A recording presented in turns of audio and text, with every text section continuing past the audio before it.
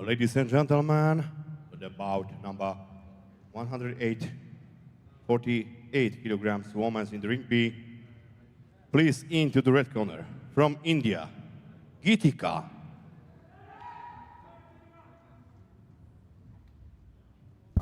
So welcome back to HENAO in Kielce. Day 3 of the AIBA Youth Men's and Women's World Boxing Championships, the evening session.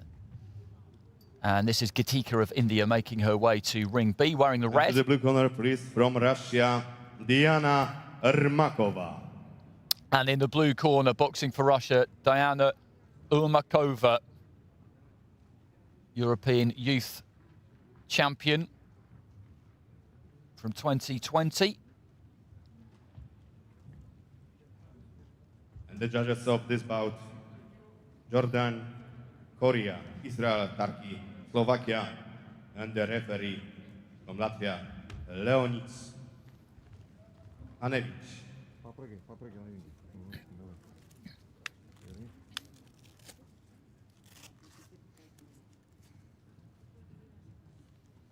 So this is the light flyweight division.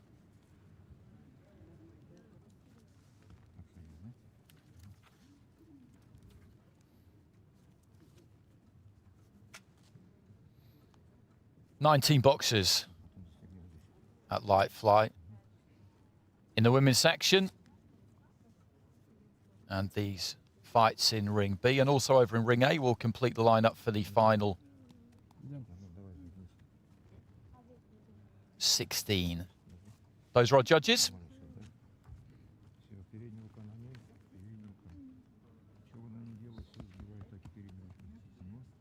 So we've got 2 fights at light fly, 4 in the women's bantamweight division, and then 8 welterweight bouts for the men. So 14 fights in total, plenty to get stuck into this evening. And that's ERMAKOVA. As I mentioned, she's the European Women's Youth Champion. Came second in the European Juniors in 2018, a bronze medal in 2017. She's been boxing for 6 years now, 18 years old.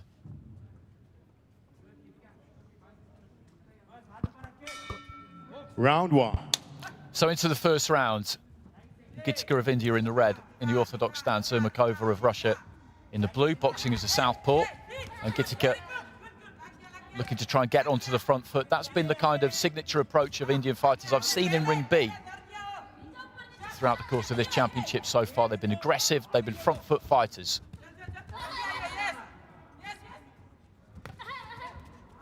And GITIKA just trying to hurry those hands up and close the gap on ERMAKOVA, who will have seen most styles, given the standard of boxing that she's been at so far. That was quite effective, though, from GITIKA. She came forward, she moves in, she doesn't come flying in. There's some balance about it, and then just looks to really pump out those hands quick. Weight is quite far forward there. But as I say, there is some control there.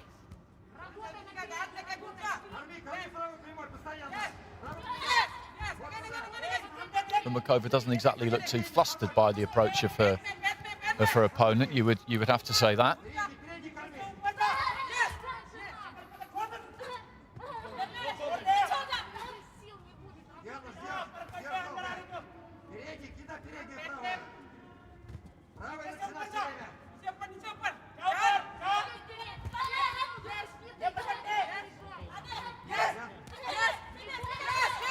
GITIKA having some success there as she comes forward. As I said, she moves those hands quick, moves forward behind them, and it's like a blurring blizzard of gloves, really, as she just lets them go again. Their left hand on the inside from ERMAKOVA, but a right hand there from GITIKA got through, and ERMAKOVA's finding this difficult. She's finding this hard to deal with in the opening round. A minute left in round 1, and GITIKA is having the better of this so far. It's a route 1 approach. As I say, there's no real variation. She'll start on the outside, and then she'll just move in behind those flashing hands. She doesn't wind up, and therefore she doesn't really leave herself too open, leaning in with that head. ERMAKOVA's got to find a way of taking a step back or a step off to the side and catching her on the way in, because at the minute, GITIKA's stepping to her. She's moving back in a straight line. GITIKA just keeps coming, and she ends up on her shoulder, having thrown plenty. She's got to figure this out, the Russian. Right hand there from GITIKA. That was a good shot, because ERMAKOVA fell short with her left hand, and she fell in that time. And GITIKA landed, and landed again there with the right hand. It is relentless stuff. But there's method behind it. There is method behind it, and that's a good opening round for the Indian fighter. In my book, I don't see how you could score that any other way.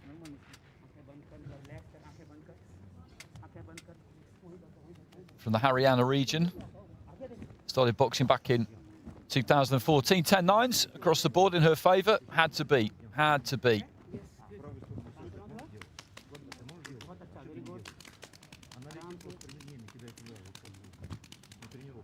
So she's 17 years old, GITIKA.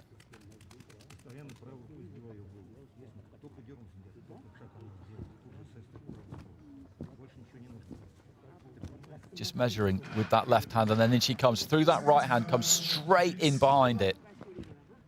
And ERMAKOVA's got to try and turn this around. She's got to find a way of negating this kind of style.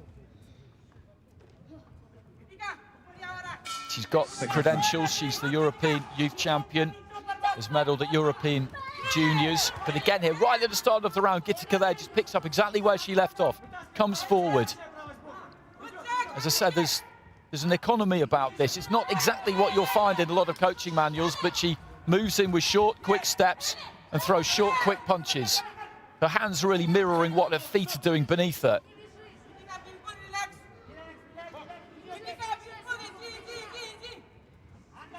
It's all about finding a method and a technique that works for you, and this method and technique is working for GITIKA.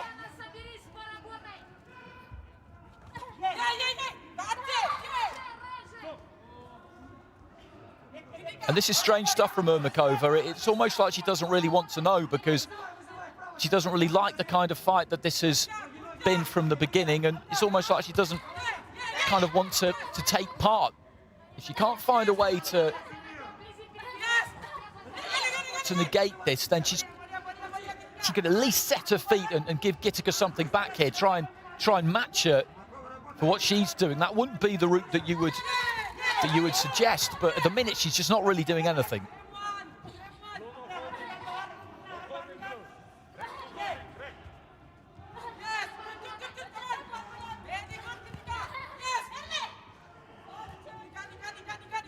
Flicking out the jab there, ERMAKOVA, but again, GITIKA just gets right on top of her. Snaps out a 1-2, the Russian. But you just look at her face, and I just don't like the body language here from ERMAKOVA at all. GITIKA is all industry, all positivity, all intent. And ERMAKOVA is the exact opposite. Good left hand on the inside there from GITIKA. And she just swarms all over her again.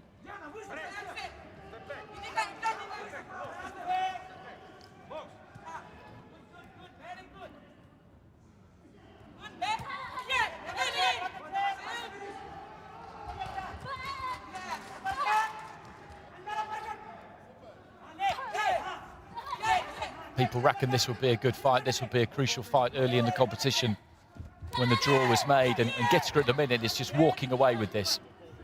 She's walking away with it.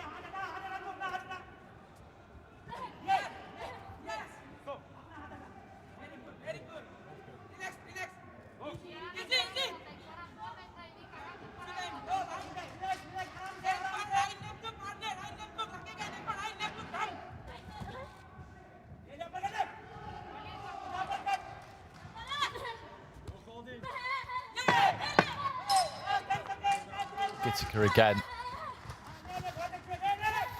Just rallying towards the end of the round, gets a left hand in there.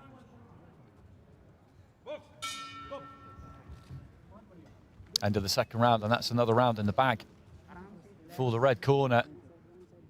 She looks a bit shell-shocked, ERMAKOVA. She just doesn't quite know how to cope with this sort of approach. It may well be that she's not come up against this kind of style. It's not the kind of style you you generally see in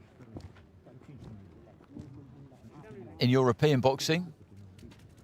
20 points to 18 in favour of GITIKA there, and she's in total control of this.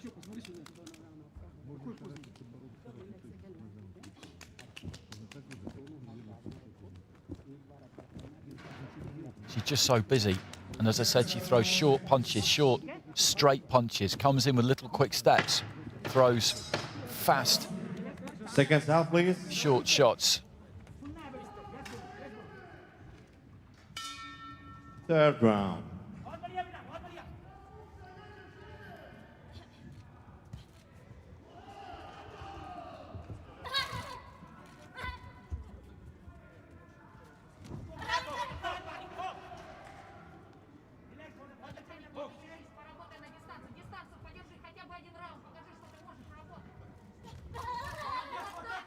Just popping the jab there, ERMAKOVA, but it's not really been able to keep GITIKA off her at any point, just pouring out with it, really. I don't want to be too critical of ERMAKOVA. This is not going her way, and it's going to be very disappointing for her. And she's recovered her composure to an extent, but in that second round, she just... And the first at times, she just had the look of someone who was just feeling a bit sorry for herself, and there's just no capacity for that in boxing, just none at all. Right hand there from GITIKA was a good shot.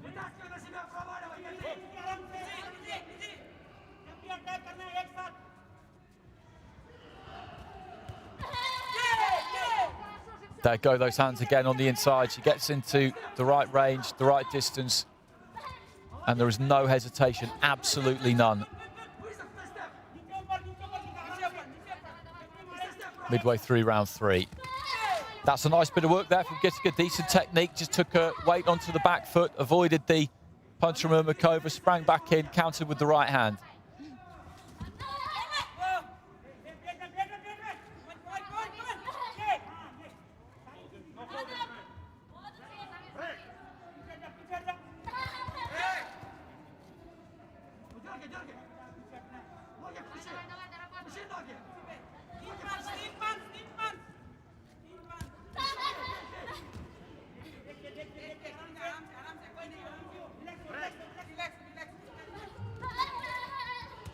Again, just working away on the inside.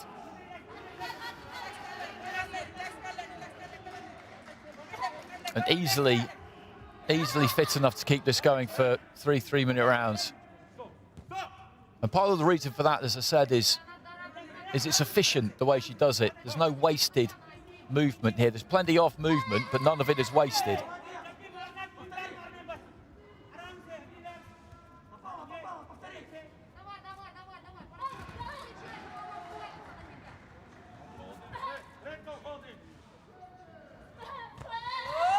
Couple of right hands there, and the knees just seem to dip a bit there of ERMAKOVA. Thought the referee could have given a standing count there, maybe.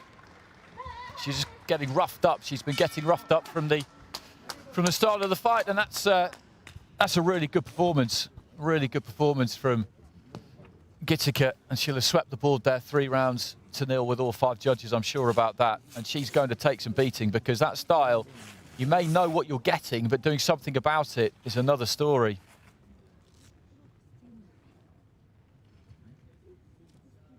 Work rate is terrific. Punch output is equally as impressive. And the accuracy is good too. Because there's no extravagance about it. Doesn't wind up, she doesn't load up. Short, straight punches. Ladies and gentlemen, the winner of this bout by unanimous decision is the boxer from the red corner.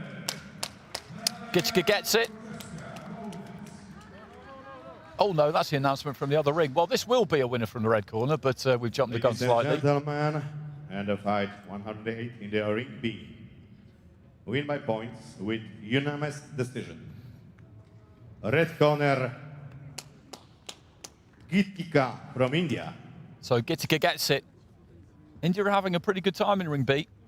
30 points to 27. A 10-8 there from the Slovakian judge in that third and final round. And I look forward to seeing more of her. She'll be up against Aralin Marat of Kazakhstan in the next round. No seeding, remember, in this Youth World Championship, so everything done completely at random. The draw on Monday.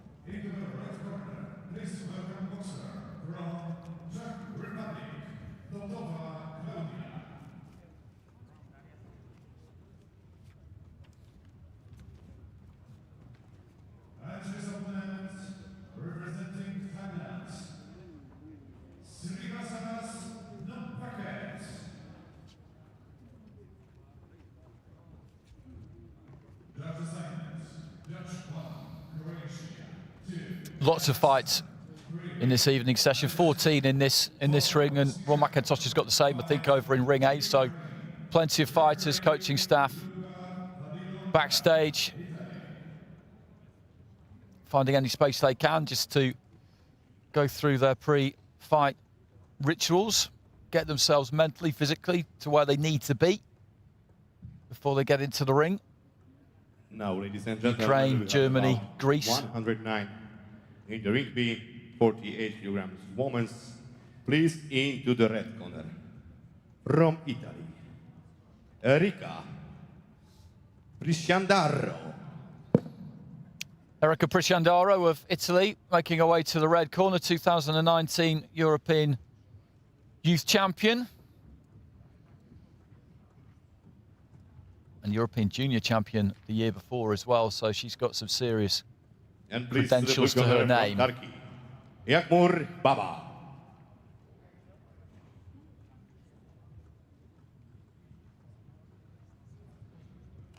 Yagmur Baba of Turkey, bronze medalist in the European Juniors in 2019. The judges of this bout: Mongolia, Ireland, Sri Lanka, Uzbekistan, Bulgaria, and the referee from Russia, Mr. Sergei Brutasov.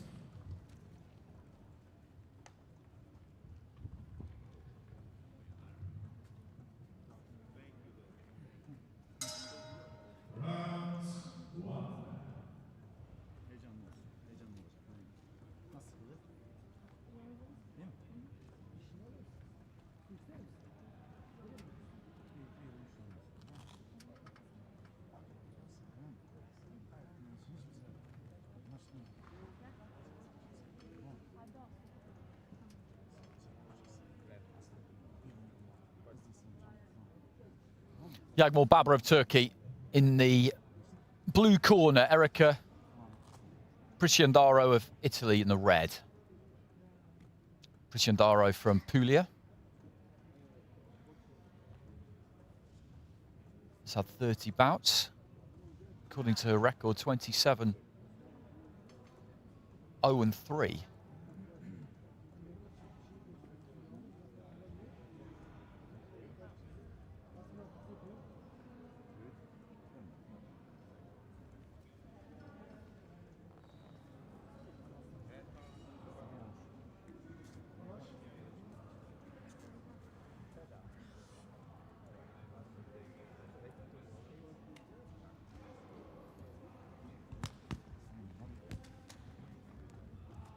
So women's light flyweight division. Round one. Prisciandaro, southpaw in the red of Italy. Baba, orthodox fighter in the blue, representing Turkey.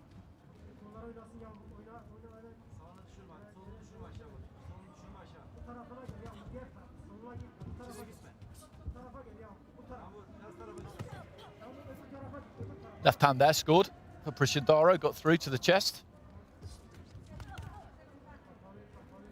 Kind of opened out and went southpaw very briefly there, Baba. Left hand there again for Prisciandaro. And a right hand on the inside. She settled quickly, the Italian. And again, just gets on the inside there, throws a right hand followed by a left, and it's the Turkish fighter who's got the height and reach here, but Prisciandaro's happy to just kind of stay on the borderline of range there and just move in and and let her hands go, because there's not really anything coming back from Baba. There's no jab on offer from Baba there, which is what she needs, really. And every time she comes forward, the Turkish fighter, she gets caught. Preliminaries just picking her off.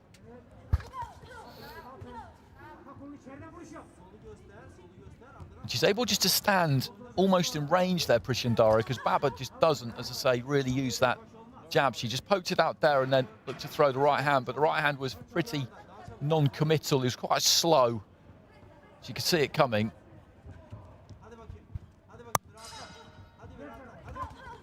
Good left again from Preliminaries.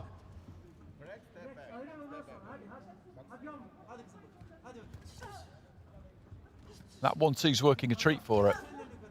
Baba comes a bit square again there as she moved in. It's almost like she's shifting into southpaw as she's coming forward. She'll get caught mid-switch if she's not careful.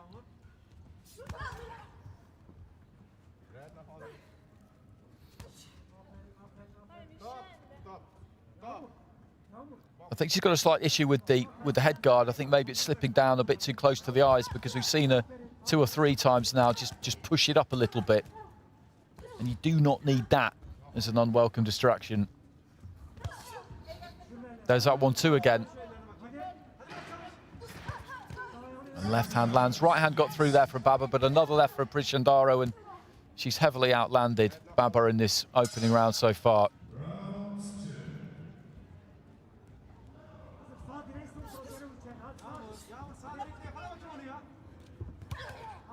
Timed that well again. Baba came in, but as I say, there's no real dynamism about that. And as she was on her way, Preliminaries gets close enough and lets those hands go. And again there, the accuracy from the Italian in this fight so far has been terrific. She's landed a lot in that opening round. I wouldn't say that any of it's particularly hurt Yagmur Baba, but they're scoring punches, and that is what counts. Preliminaries gets it 10-9s all around.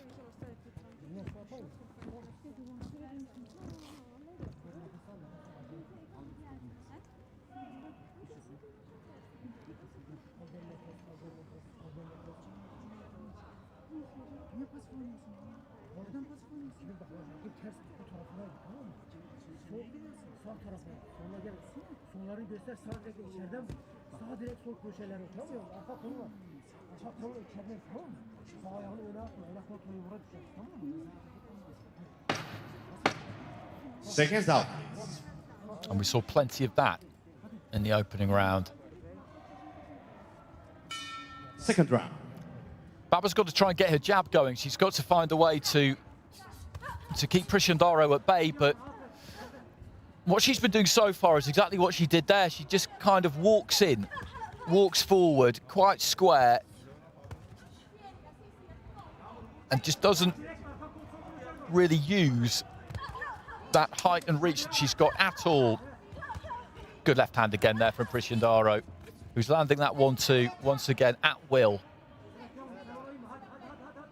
She gets into range. She's throwing nice, crisp, short punches, straight punches.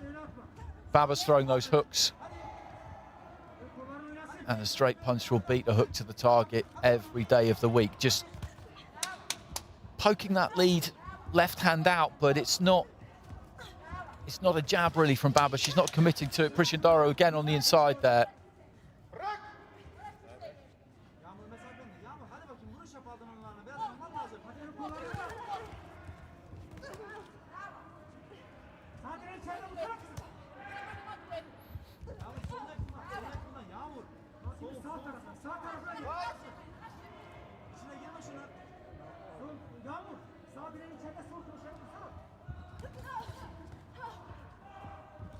Heading up towards the midway point of round 2. Preliminaries still scoring effectively here.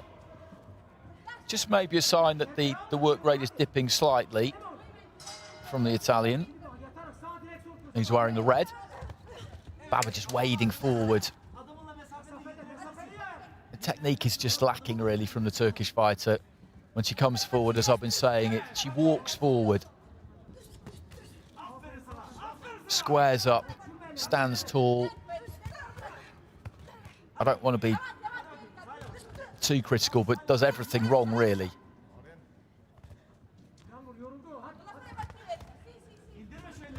And that's why she's getting caught.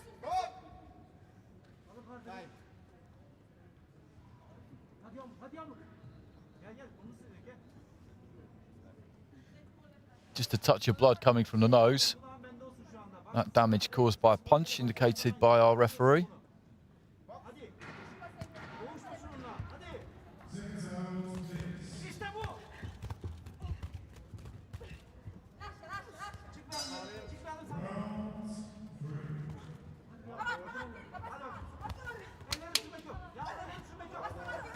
Again, that left hand on the inside, it just lands again and again and again and again, and it did there too.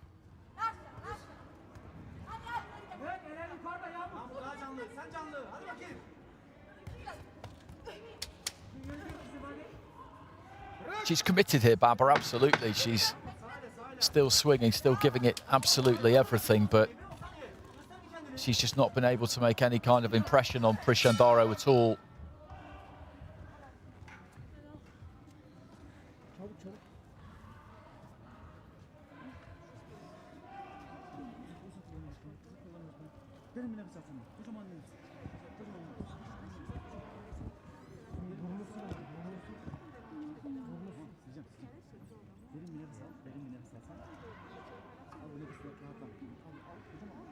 Four 10-9s there for Preliminaries, so that sees her with a good clear lead.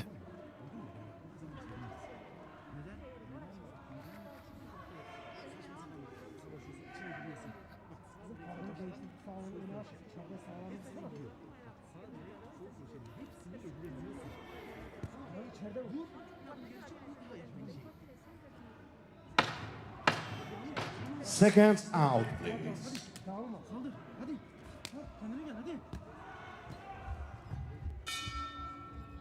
Third round.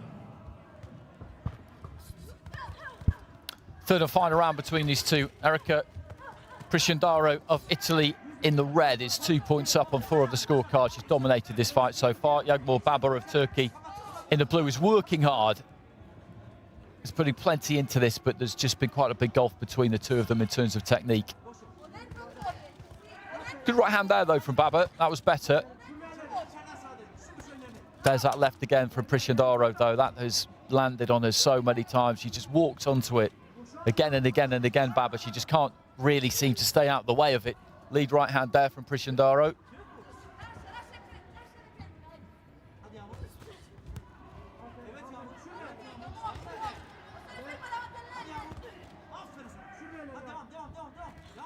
Blood coming from the nose. The referee is going to get the doctor to check that out.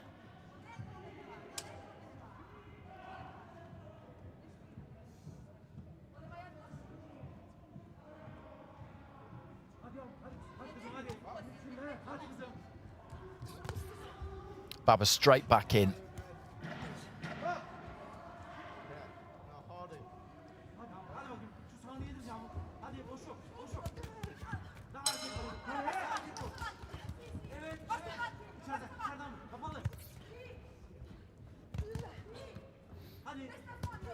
There's that left, and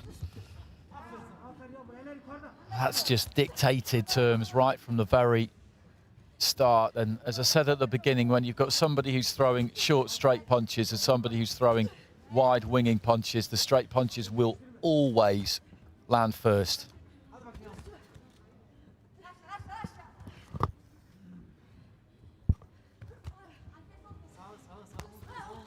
And we've had 3 pretty much identical rounds here, really.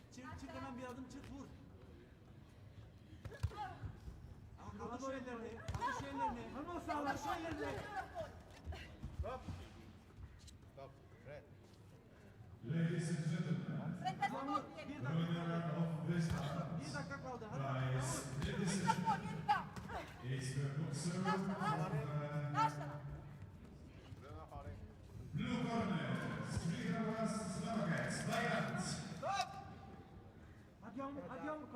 Yağmur hadi. Hadi bitiyor maç hadi. Yağmur 30 saniye kaldı. Kaldır şu ellerini. Stop. Yağmur hadi bitiyor. Yağmur hadi 20 saniye kaldı kızım. Hadi kızım. So final few seconds of round 3, but a good performance this from Erika PRISCIANDARO. She's had to work hard as well because she's just never ever stopped throwing that 1-2, and I think maybe Baba was hoping that at some point that pressure from her opponent would just ease slightly,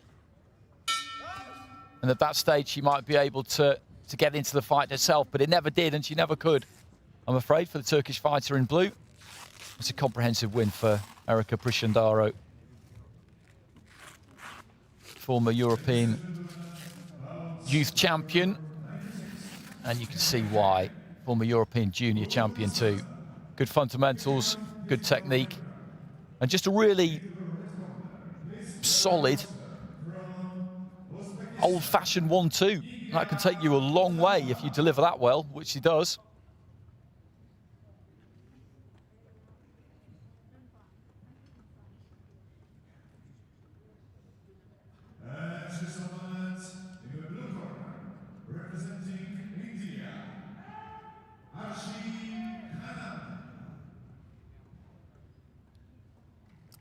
And now, ladies and gentlemen, we have the decision of the bout number 109 in the ring B.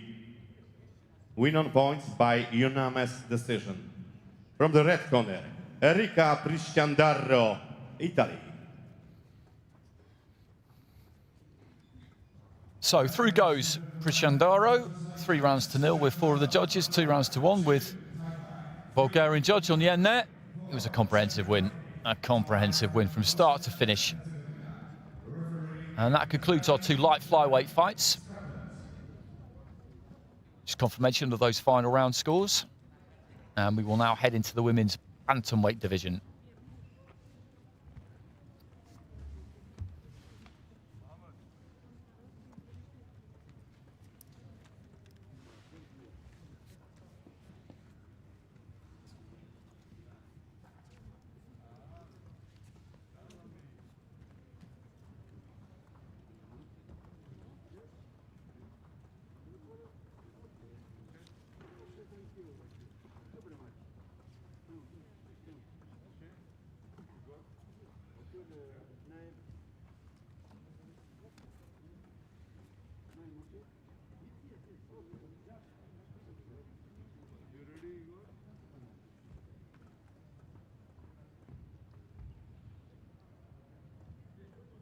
Now in ring B we have the bout number 110.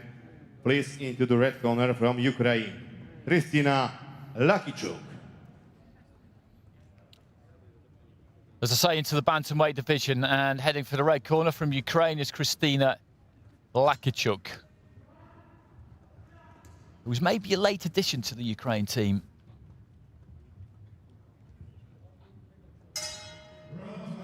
Because looking at the list, And please to the blue corner from Germany, BUDIMIR-BEKAN. earlier on she didn't originally feature on it, but she became the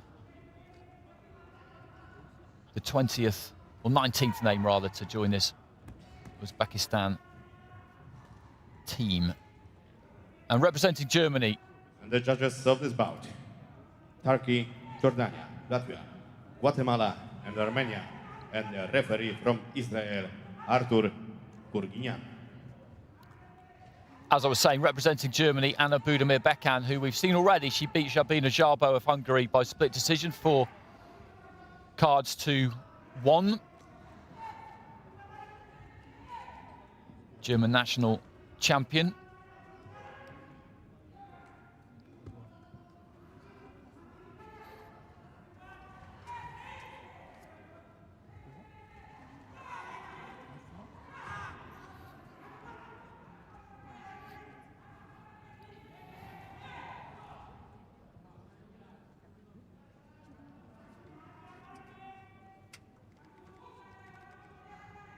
So LAKIICHUK there in the red, and across the ring, BUDIMIR-BEKAN.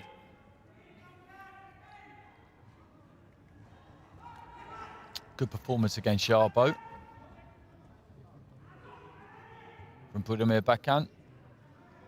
Comfortable enough over the course of the 3 rounds.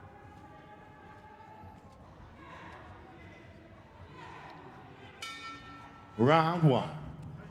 So into the first, this in the bantamweight division, the first of 4 fights this evening in Ring B in the women's bantamweight division. LAKIICHUK in the red, boxing for Ukraine, southpaw, BUDIMIR-BEKAN, as we know, an orthodox fighter. She's in the blue, representing Germany.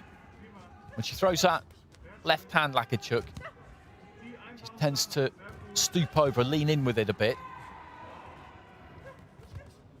Left to the body there early on.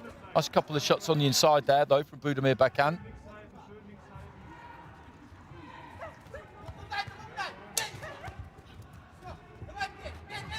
Couple of good left hands there from LAKIICHUK. Busy start to the fight from both of these two.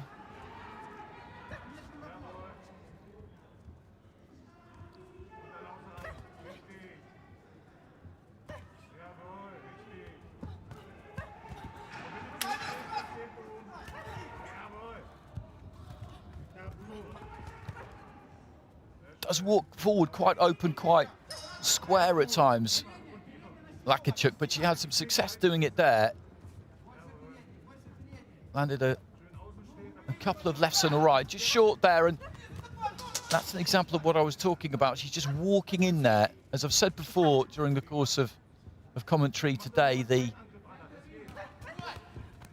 what happens with the hands kind of mirrors what happens with the feet. As the left foot moves forward, the left glove comes out. As the right foot moves forward, the right glove comes out.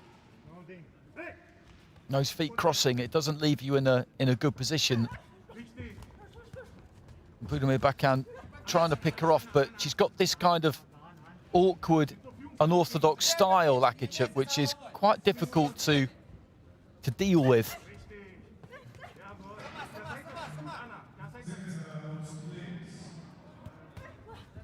Leading off the left hook there, BUDIMIR-BEKAN. Be good to see a jab. This kind of fighter who tends to come in, as I say, just walking quite tall and square. If you've got a jab that you can hit them with as they come in, they're already off balance as they're coming in, really. The balance isn't there because, as I said, they're square and they're standing tall. The weight's really in their heels. If you can hit them with a jab on their way in, then that will just set them off, disrupt them completely. Nice lead kind of left hook uppercut almost that BUDIMIR-BEKAN produced there that did catch LAKIICHUK on her way forward.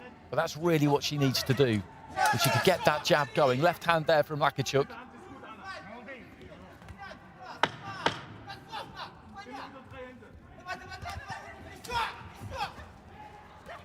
Again, LAKIICHUK just gets through towards the end of the round there.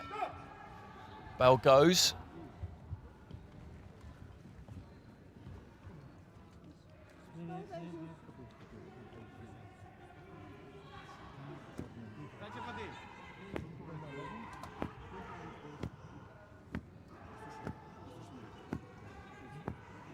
LAKIICHUK gets it with 4 of the 5 judges. I'm not surprised by that. Awkward though she does look, she did land a good amount in that opening round, and that's what it's about. It's about what you land. It doesn't matter what it looks like. It doesn't matter how you do it. It's about the knuckle part of the glove landing on the target area, the front of the head and the torso. But as she walks forward there, that's where BUDIMIR-BEKAN Seconds out, please. really needs to just throw a jab, a nice snappy jab, just hit her with something. It doesn't have to hit her square in the face. It could be the shoulder, it could be the chest, just anywhere, just to knock her off balance a bit and just stop her walking in like that.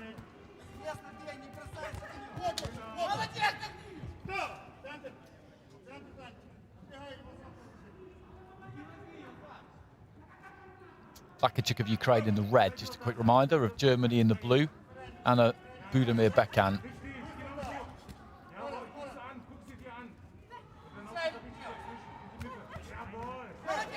Lead right hand there from BUDIMIR-BEKAN. Did land, looks to ditch through with another right, but I've just barely seen her throw a jab. She throws one there and then looks to let go with the right, and LAKIICHUK, to be fair to her, countered that effectively.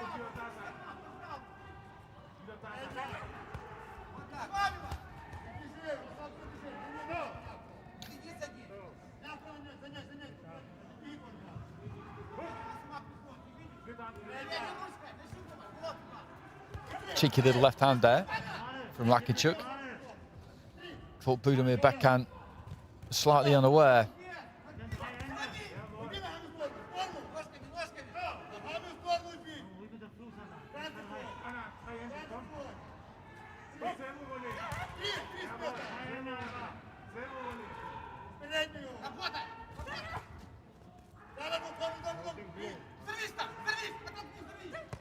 Midway through round 2. And LAKIICHUK again just pouncing on BUDIMIR-BEKAN, just trying to force her back to the ropes. And physically, BUDIMIR-BEKAN is still finding LAKIICHUK difficult to deal with. It's not just a style, she's got some real physical strength about her too. When they get into that kind of position there, it's LAKIICHUK who, without even really trying, half throws BUDIMIR-BEKAN through the ropes. No, she's looking for the straight left hand there, LAKIICHUK, looking to land it solid. Nearly did. And she's just beginning to ragdoll BUDIMIR-BEKAN around. Again there, just dragging down on the back of the head. She's not really supposed to do that. The referee just having a quick word about it. But again, it's just another indication that of the two, she is the physically stronger. Straight left hand got through there. LAKIICHUK is a real handful. Technically, as I've been outlining, there is quite a bit that she does wrong, but she's effective.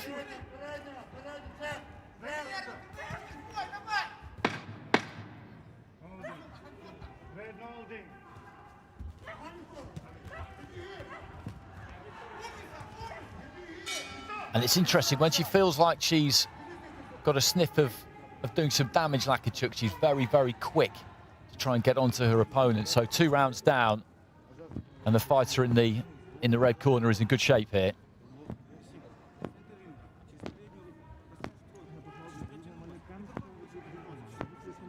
She gets it with all 5 judges, so 4 judges there have got her with a 2-point advantage heading into round 3. I don't think there's a massive amount left in the tank for Anna BUDIMIR-BEKAN. But she's shown plenty of spirit in this fight. I'm sure she'll keep pouring it on until the very end.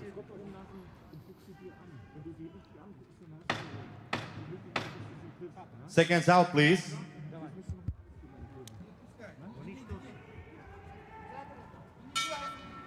Third round.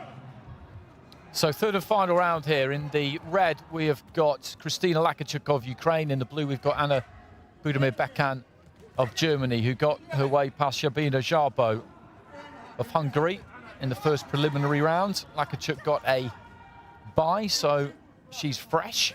BUDIMIR-BEKAN had that fight yesterday, and that's maybe taken a little bit of a toll given the kind of physical nature of this fight.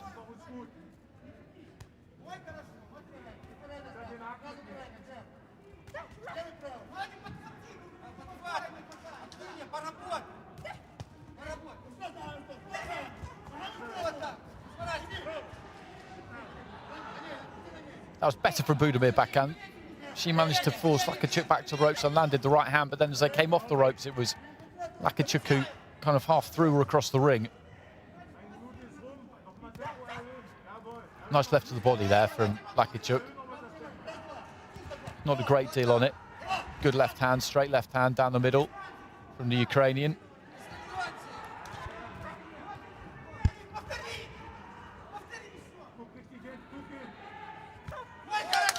There's that straight left hand again. She's got good reach. Doesn't really throw too many jabs, but the straight left hand, she gets good extension on that. BUDIMIR-BEKAN landed a couple there herself, but then gets caught with that strafing left once more. And the referee, I thought, might jump in for a standing 8 there, because she just looked a bit ragged there, BUDIMIR-BEKAN, like she might be quite open.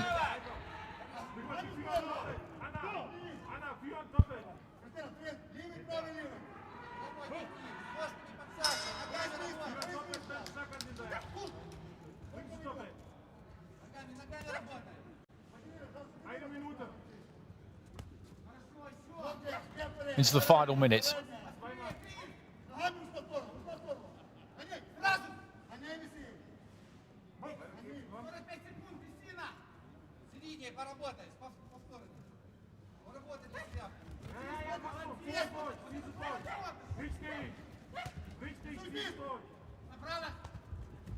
Decent left from BUDIMIR-BEKAN, who, as I predicted, has continued to put absolutely everything into this and is having a decent round in the final round here, actually. I'm not sure it's necessarily enough to win the round, because that left hand does land often enough and with authority from LAKIICHUK.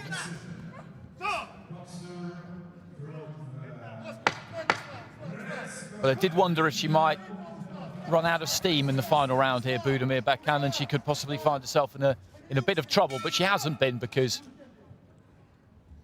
she's obviously trained hard for this, and despite fighting yesterday, has taken it all the way to the bell there.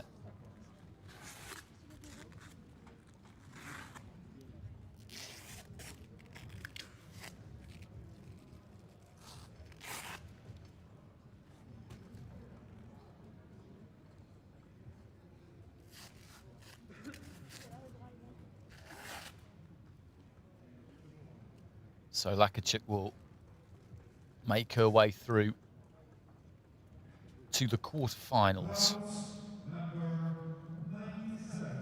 20 fighters in the women's bantamweight division.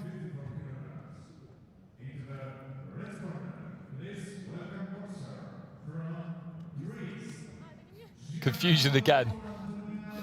It will be the red corner for that announcement coming from Ring A.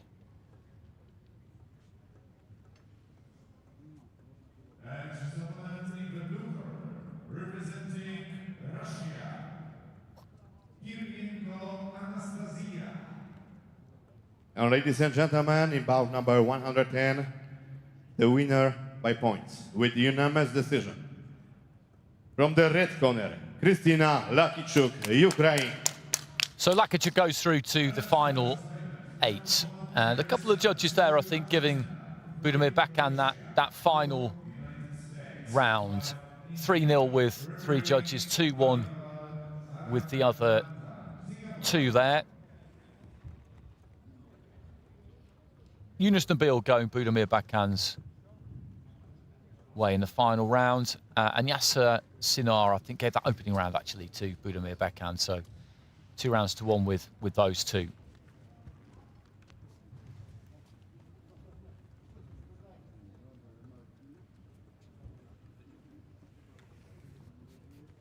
And LAKIICHUK will face the winner of our next fight, Mikoto Harada of Japan, up against Sevgi Dogan of Turkey.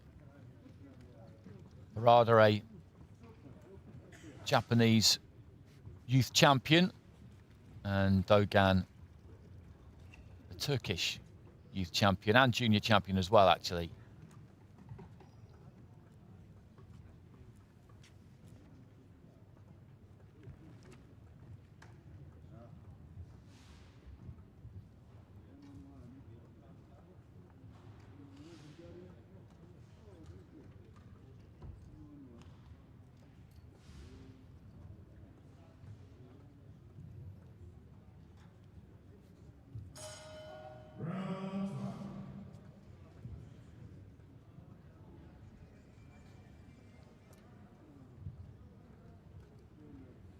In the bout number 111, in the 54 kilograms women's, please into the red corner from Japan, Mikoto Harada.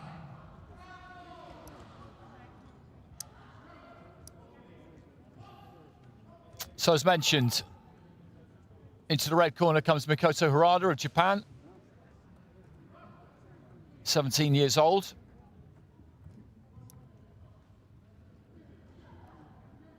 And please to the blue corner from Turkey, Sevgi Dogan.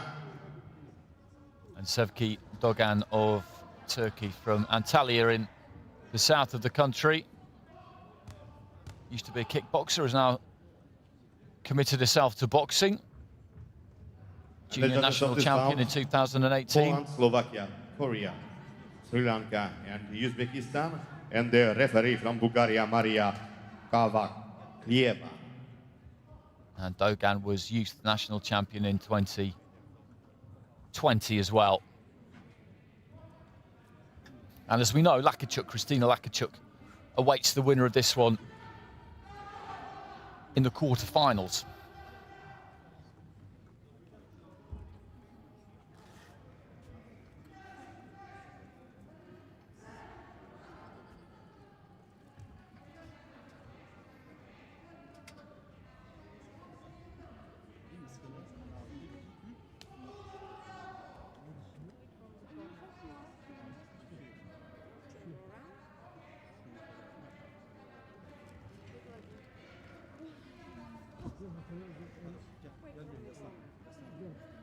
Çevir.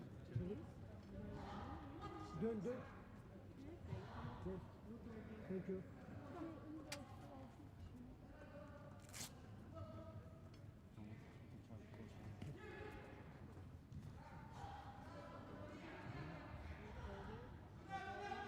Maria Kavaklieva of Bulgaria, our referee.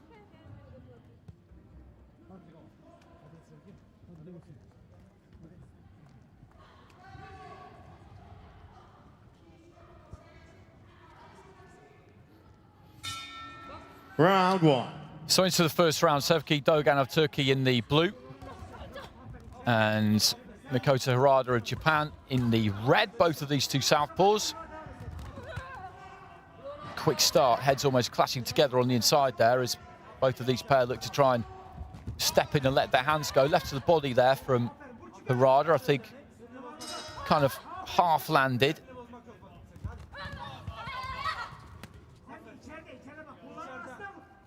And both of them just looking to take exactly the same kind of space at the minute. There's the first real jab of the fight from Harada, who's deciding that maybe she could get something done from the outside.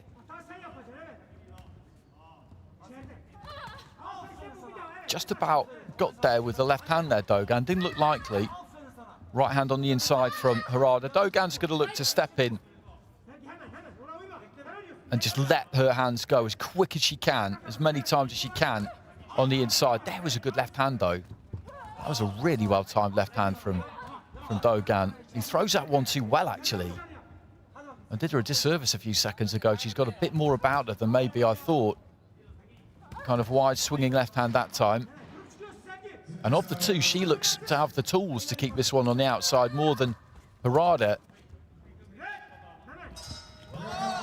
That's a good right hand there from Harada as she stepped in. It's a good battle, this. These two look evenly matched midway through round one. Both just swapping punches there. Jab landed from Harada. There's that left again. And it travels a bit further, I think, than Harada thinks it's going to, because she's been caught with it a couple of times when she's been on her way out, but not on her way out quite quickly enough. Good right hand, and that, well, that for me is a knockdown. The referee says no knockdown, but that was a punch. That was a right hand that caused that descent to the canvas.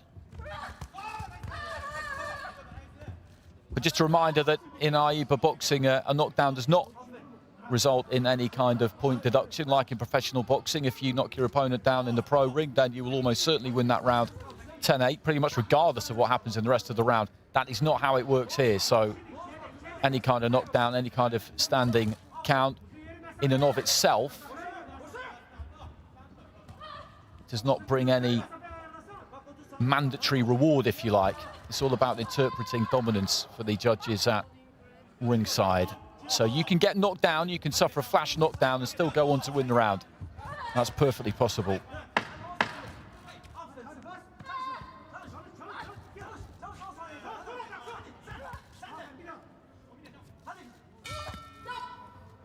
Busy first round, entertaining first round between those two.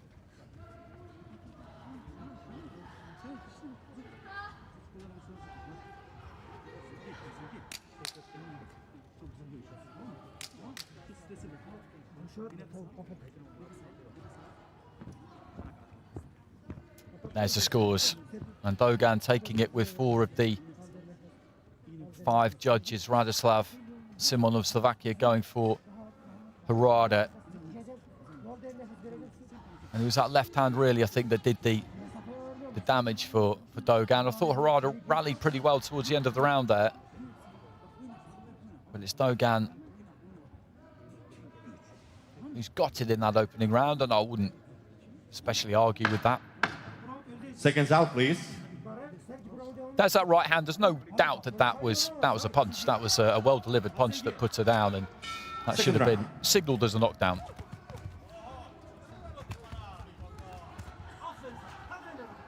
So into the second round. Mikoto Harada of Japan in the red is behind on 4 scorecards after that opening round. Sevgi Dogan of Turkey in the blue.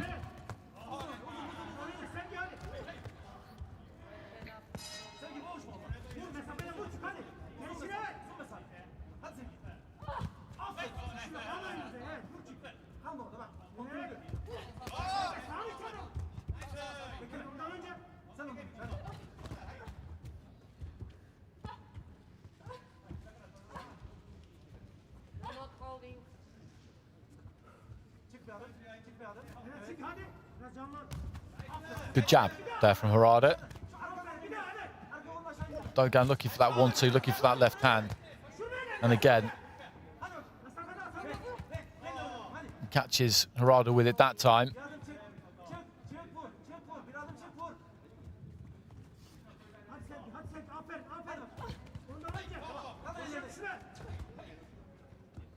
A little bit messy in the second round so far.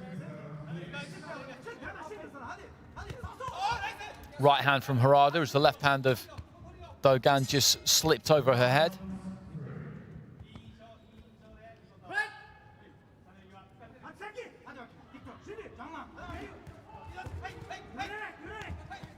Good combination there from Harada. Landed one up top and then went down to the body.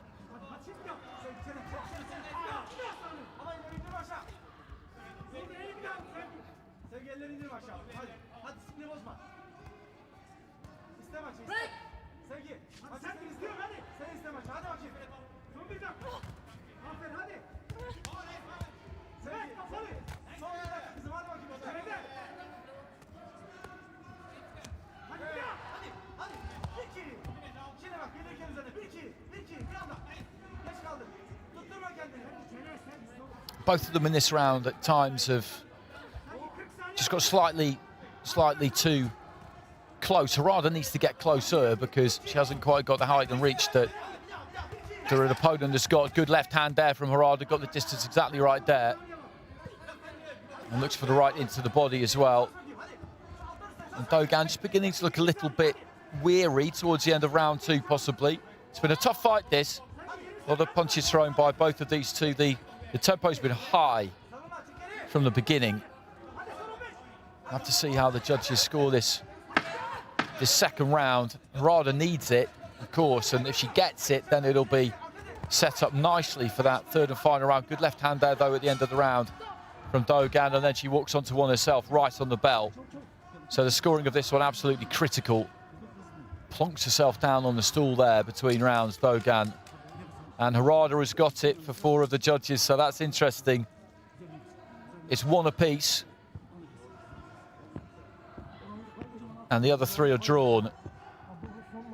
So it's those 3 scorecards of 19-19. They're the ones that really count now, unless either one of these two wins this last round by a big margin. So it's right on the fence, this. Both of these two need to convert 2 of those 3 drawn cards in their favour. It's as simple as that. And I would like to say who was more likely to do it. Harada had to put a big shift in to get the round win in that second round, and Dogan looked fairly spent towards the end of it, but they've had a minute to try and recover, get themselves back together.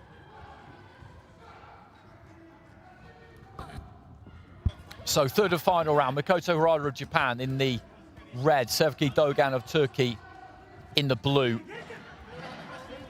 And they're just going to have to pour it all out here, the pair of them. Dogan always looking for that long 1-2.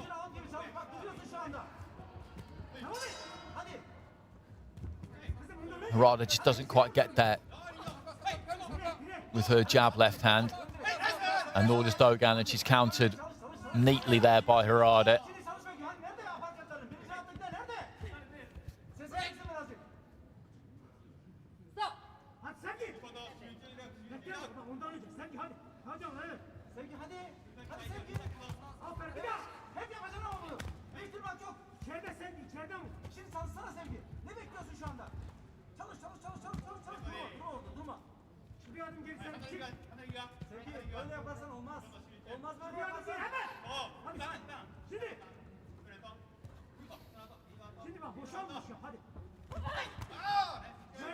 Just a little bit of a lull in the action in the opening minute or so of this round. I think both of them are wary that they're going to need a big finish here. Neither one has really gone out and stamped their authority on this final round. Harada, at the moment, I would say, is having the better of it.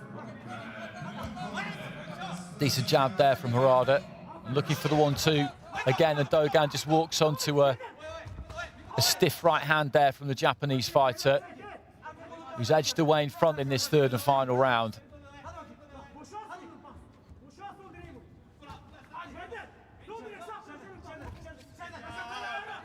She's boxing smartly here, Harada, keeping her composure. Good 1-2 again there, and Dogan just spoken to by the referee about slapping, basically, making contact with the inside of the glove, the inside of the forearm, rather than the knuckle part of the glove. So into the final minute. She needs something big for me here, Dogan, in the last few seconds, the last 40 seconds or so. Harada's kept her boxing together well in the final round. She's looked nice and compact. Good use of the feet there, look. Just taking them back, staying out of the way of that dangerous 1-2. Nice left to the body and another left to the body there from Harada. We'll have to see, of course, how the judges have scored it. Those three judges who had it level heading into round 3, they're the ones that count. But from where I'm sitting, this is a fairly clear round win for Harada.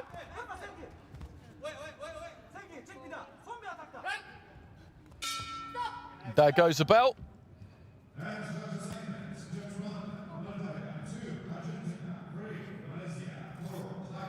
Good left hand that from Harada. Short left on the inside from Dogan as well, though. I just thought she kept the distance well there. That's a good example. She just took the feet back just far enough. The left hand fell short, then she managed to counter. Kept her nerve, kept her composure, I thought, Harada, in that final round. Just a little bit better than Dogan did. I think maybe her fitness held up a little bit better too.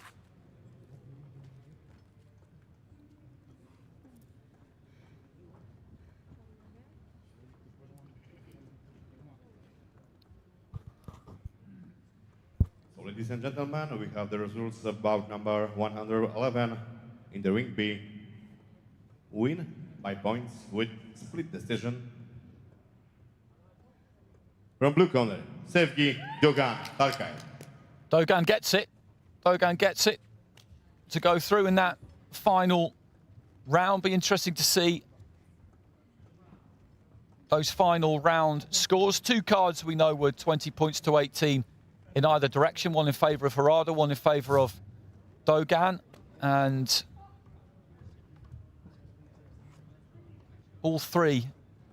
two of those three judges that mattered, Djurgård and Kamedov, have gone for Dogan.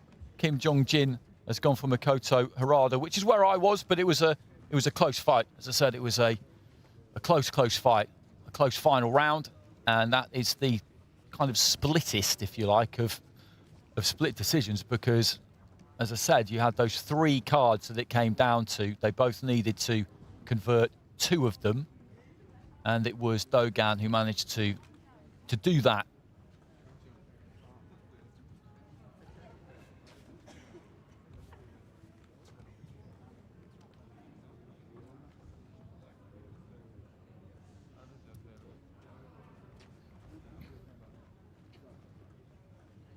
So Dogan goes through to face Khrystyna LAKIICHUK in the quarterfinals. A couple more fights in the women's bantamweight division coming up.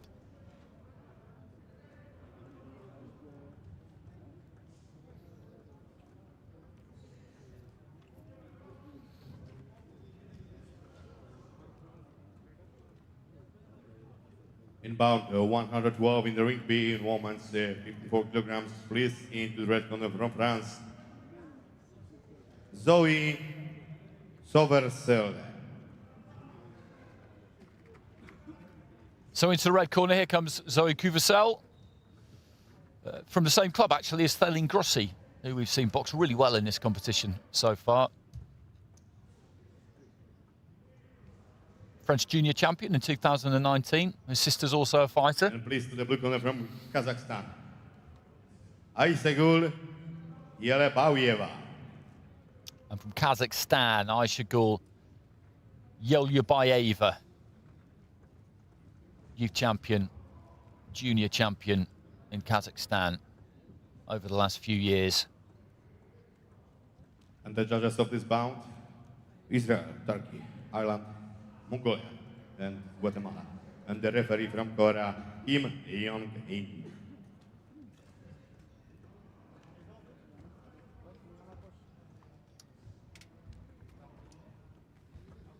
That's YELEUBAYEVA, just making her way into the ring.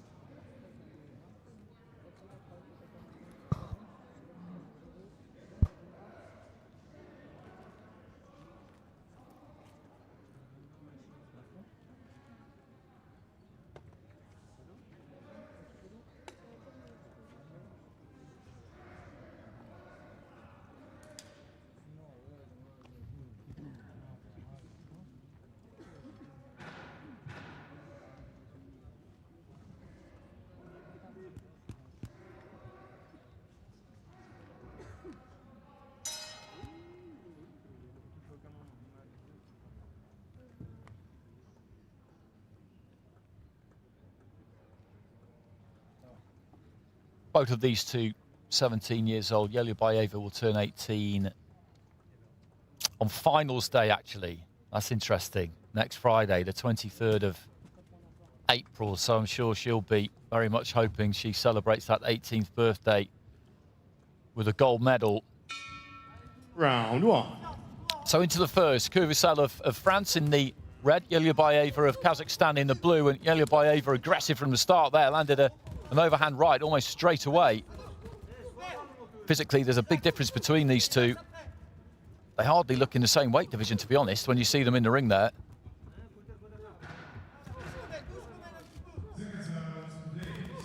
YELEUBAYEVA looks absolutely massive compared to COUVERCELLE.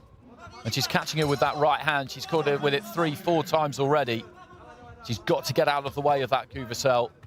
Well, this could be a short night. Good jab there from YELEUBAYEVA, who takes a left hand herself there, but she's just looking to just walk through COUVERCELLE here, really.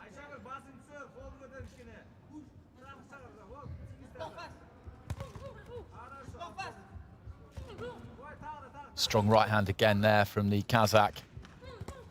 Long right hand once again gets through. She's not shown any signs of being hurt yet, COUVERCELLE, but she's just getting caught too often at the moment. We're only a minute in. Adjustments can easily be made. That's better there from COUVERCELLE. Eyes locked onto the target, just leant back, took the weight back, and managed to stay out of the way. And again there, YELEUBAYEVA came in a bit clumsy, and she avoided it through the short left hand, scored.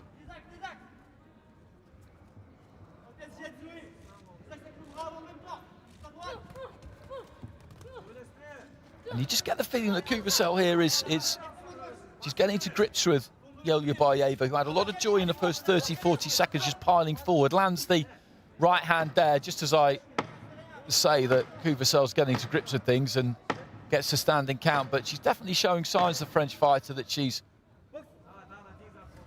more effectively finding a way of staying out of the road of that big right hand from YELEUBAYEVA. Staying out of the way of it and winning rounds, or doing enough to win rounds, is a different matter.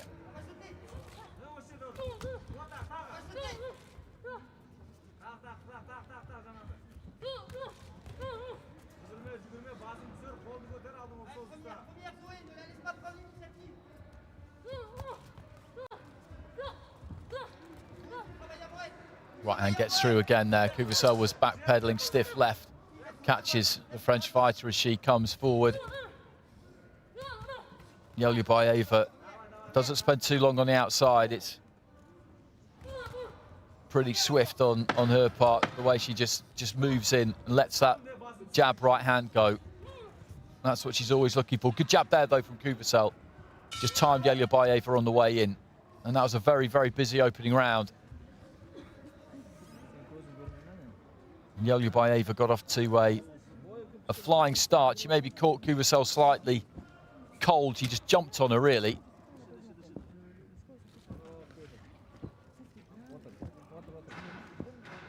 And 10-8s, 4 10-8s there out of 5 cards. There was a standing count, of course, and she did clip COUVERCELLE with that right hand a good number of times, so I can understand why the judges have done that. AIBA judging about interpreting dominance, as I keep saying. I'll keep throwing that back out there every now and again, though. It is an important point that needs to be made. They can go as low as a 10-6. If you look at the consoles that the judges have on their desks, then they've got buttons for 10, 9, 8, 7, and 6, red and blue. You very, very rarely see a 10-6. I'm not sure I ever have seen a 10-6, actually. Really, if somebody wins around 10-6, then the fight should probably have been stopped. You don't see many 10-7s, but you do see plenty of 10-8s, and I think that's a good thing because, you know, if you win a round comfortably, you should get that margin. Otherwise, there's no real difference. You can nick around and win it 10-9. You can win around easily, and if it's still 10-9, then that doesn't really make a lot of sense.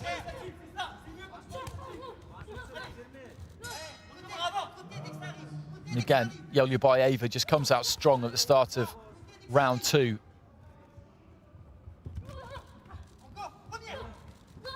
Again, just looking to try and use that left hand to set up the right. It's a fairly basic approach. COUVERCELLE looks like a fairly tidy boxer, but you look at them in the centre of the ring there, look at the size difference. They're both in the same weight category, 54 kilos, but YELEUBAYEVA, how she makes that, I'm not really sure. COUVERCELLE must make it comfortably, you'd have thought. Standing 8 count again there for COUVERCELLE. And this is a tough job for her.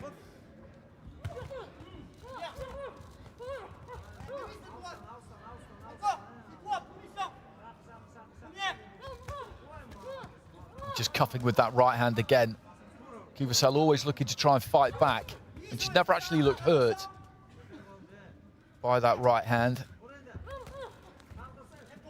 Good left there from COUVERCELLE. Midway through round 2, and again the referee gives a standing count.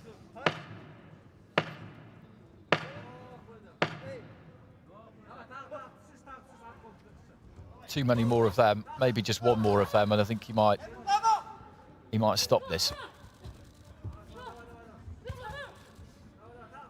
She is landing every now and again, COUVERCELLE, though. Did there with the left hand, and again the referee gives the standing count.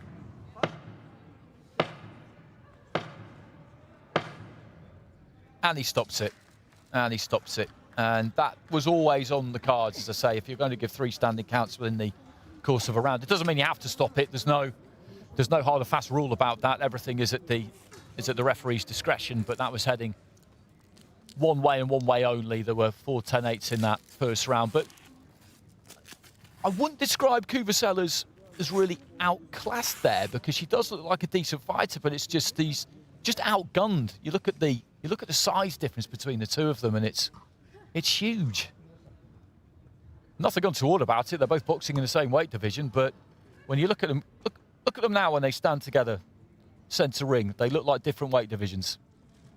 Ladies and gentlemen, the winner by RSC in the second round, from the blue corner, Aishagul, YELEUBAYEVA, Kazakhstan.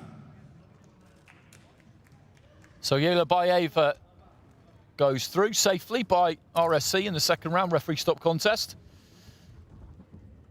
And she's into the quarterfinals, where she will face the winner of our next fight, Karolina AMPULSKA of Poland, who boxed really well in her opening fight against Welter Savitskaite back on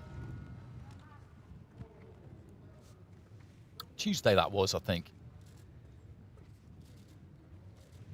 Yes, Tuesday, opening session. And she's up against Maria Martinez of Colombia.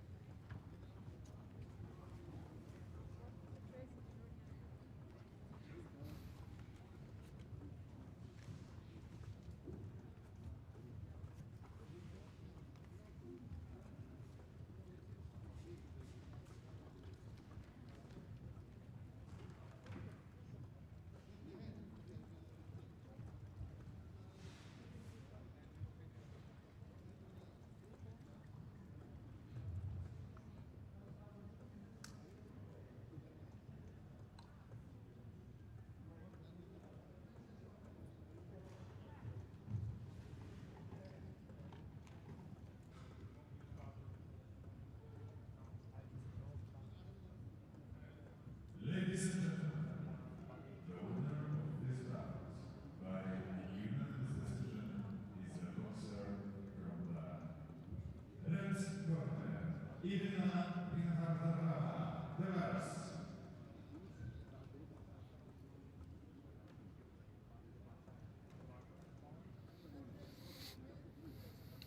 Men's welterweights coming up a little bit later on. So I would guess that that is Jandos Ashkar we've just seen there.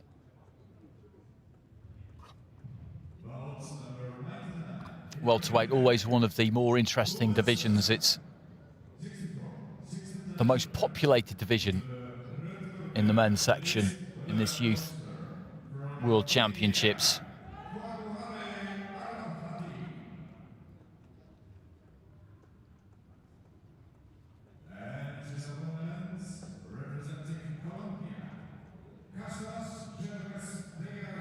He's got Ratapol Kadamduan of Thailand.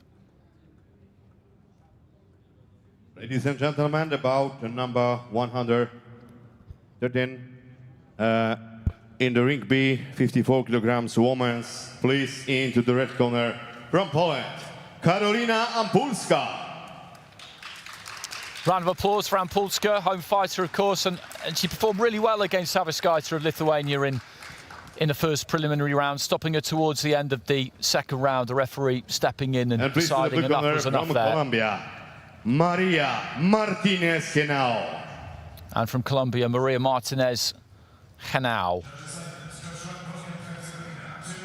Colombian youth champion, AMPULSKA, also her national champion, bronze medalist in the 2019 European Youths, and a bronze in the 2018 European Juniors as well. And the judges about in the ring B, Jordan, Russia, Mongolia, Uzbekistan, Latvia, and the referee from Armenia, Vardan Bagdasaryan.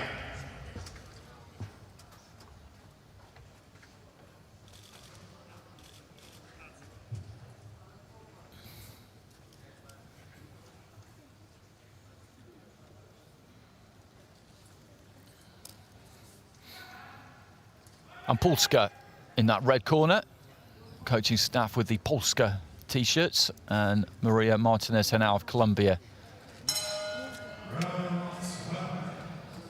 with the headscarf that is trailing well out the back of the headguard there.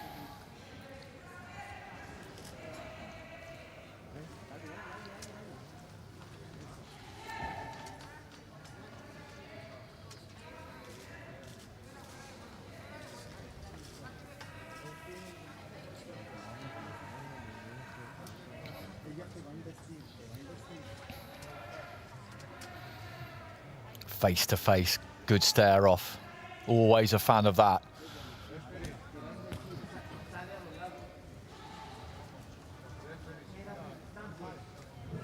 So AMPULSKA, as we know, has already had a taste of this tournament. Not the same for Martinez HENAO. This is her first experience of it. She's had a day off as well, AMPULSKA. Boxed on Tuesday, not yesterday, back in action today. So I think that actually is an advantage, because you're into the tournament. You've kind of warmed into it already. You know what it's all about. You know what that ritual, which is slightly different in every venue, is all about. But you've also had that day just to get everything back. So AMPULSKA in the red, Martinez HENAO of Colombia in the blue.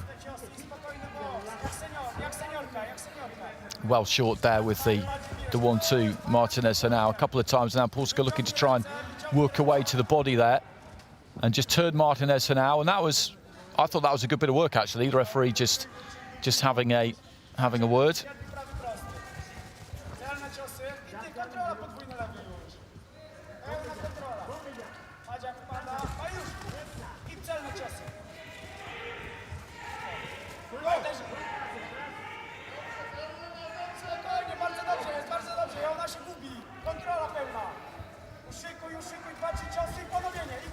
Stooping in with a jab, or at least trying to there, Martinez HENAO. She can't really get close enough to AMPULSKA at the moment. Not much clean has landed from either of them just yet. AMPULSKA looks full of confidence after that win the other day.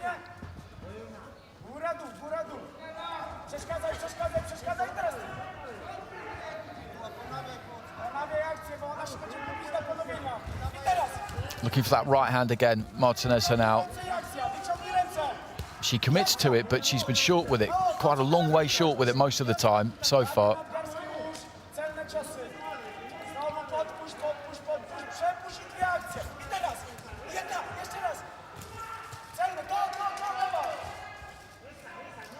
Smile on the face there of AMPULSKA. It's not the easiest round to score this so far, though. We're heading towards the final minute, basically because very little clean has landed from either fighter. That right hand was round the back of the head there from AMPULSKA. I think AMPULSKA kind of feels like she's bossing things and she's in control, but we're looking for clean punches here, and there's not been too many. Left hand on the inside there from AMPULSKA.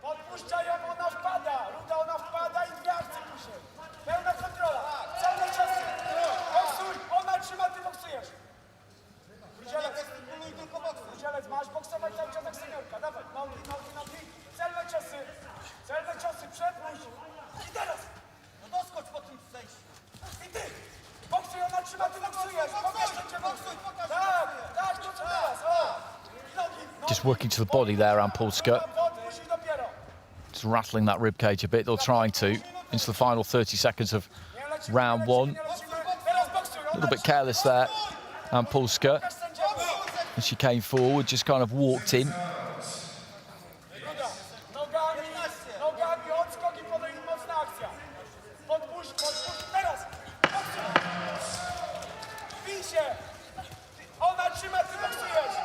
Messy towards the end of the round.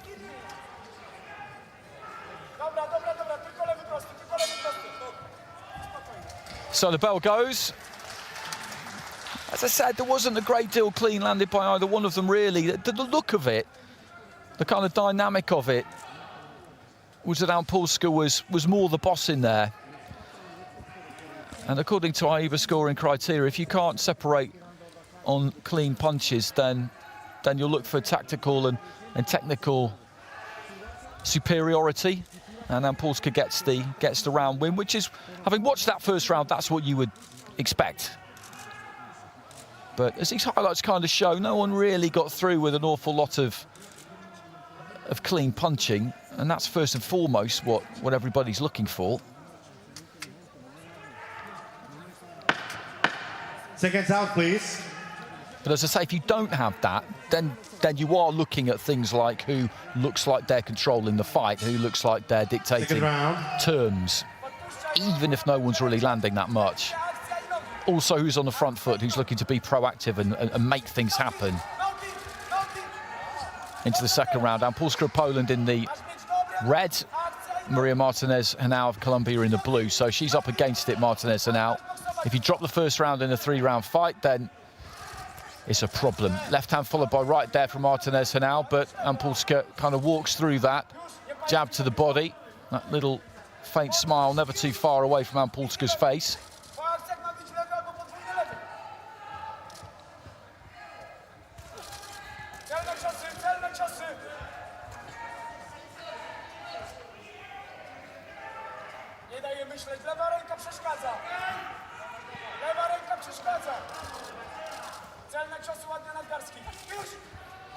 ponderous with that right hand there, Martinez HENAO, but AMPULSKA was a bit too far out of range to make her pay for it. Looking for the jab to the body, right hand up top there from AMPULSKA.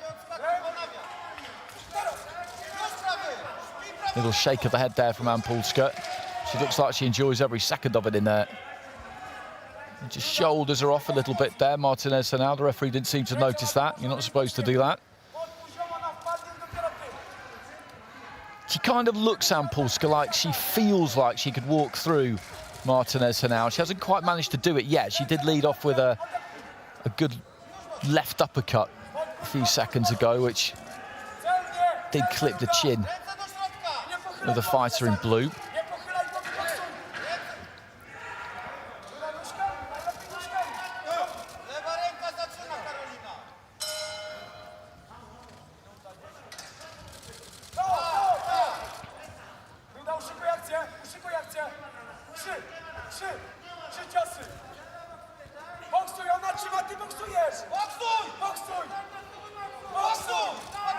Right hand was decent there from AMPULSKA, just caught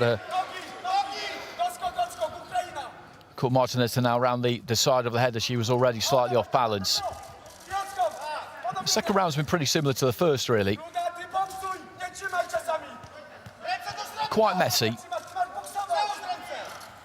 Not a lot of clean work, really, that you remember. But it's AMPULSKA who's on the front foot, who's initiating most attacks.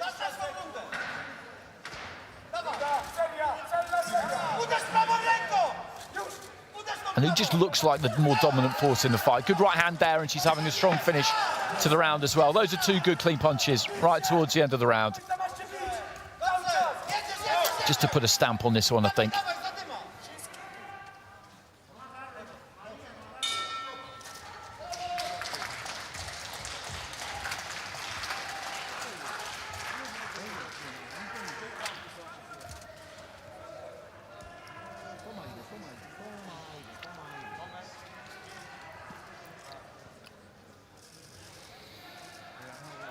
.10-8 there from Leonid Tanovic, 10-9s from everybody else, so she's well and truly in control of this one, AMPULSKA. And she'll be booking her place in the quarterfinals.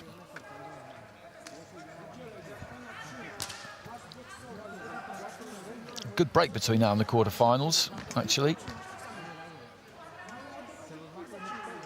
They take place on Monday. Seconds out, please.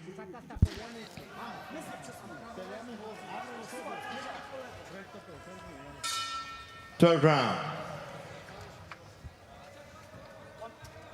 Odpocznij sobie. Rozluźnij się. Staraj się jak najbardziej uregulować ten oddech.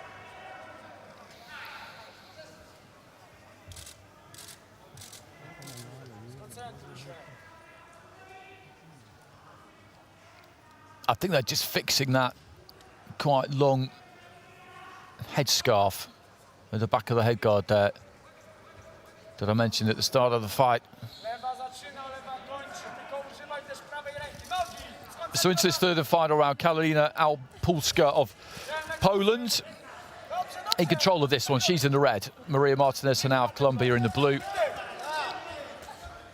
Has put plenty into this, has worked hard. Nice jab there, stepping into the jab. Was always looking for that right hand. She's never really found the range for it, AMPULSKA. Uses those feet pretty well. Gets onto the inside there, the Polish fighter, and looks to land her own right hand. It has been quite messy at times, but AMPULSKA has bossed it, really. She's been in charge of this.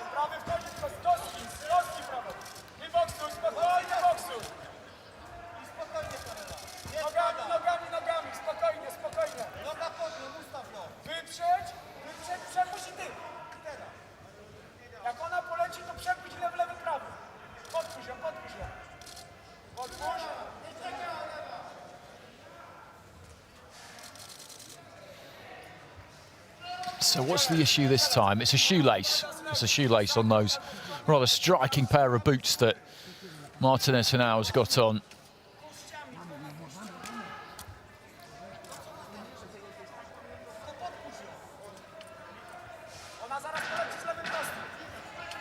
So 2 minutes left to go in this one.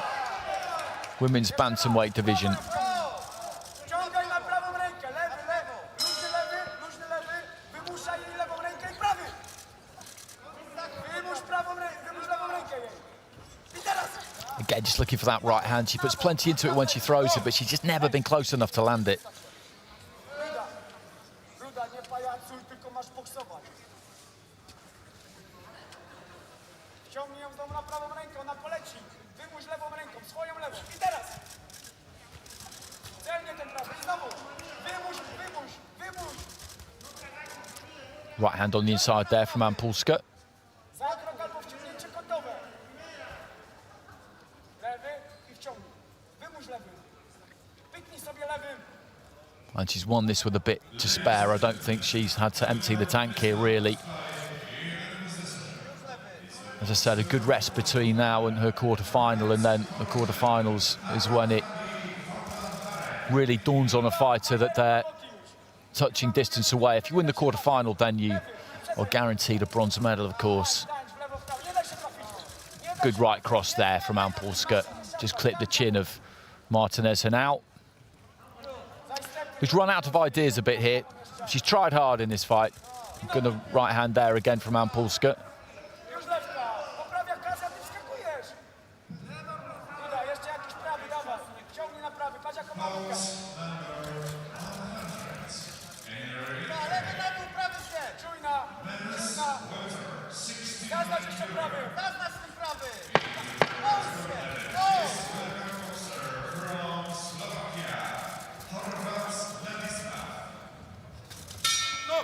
So that goes the bell, and as described, that's a comfortable win for Karolina AMPULSKA, and she will face Aishagul YELEUBAYEVA in the quarterfinals, and that will be an interesting fight because those are two all-action kind of fighters. We've just seen YELEUBAYEVA, of course, and we know what she's about. She'll get on the front foot and look to throw that big right hand, and AMPULSKA will need to have enough to keep her off, which will not be easy.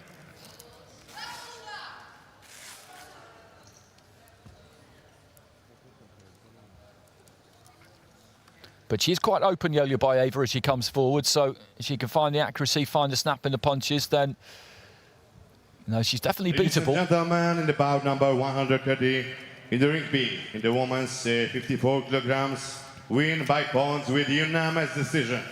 From the red corner, Karolina AMPULSKA, Poland. So AMPULSKA goes through, a popular winner inside the arena.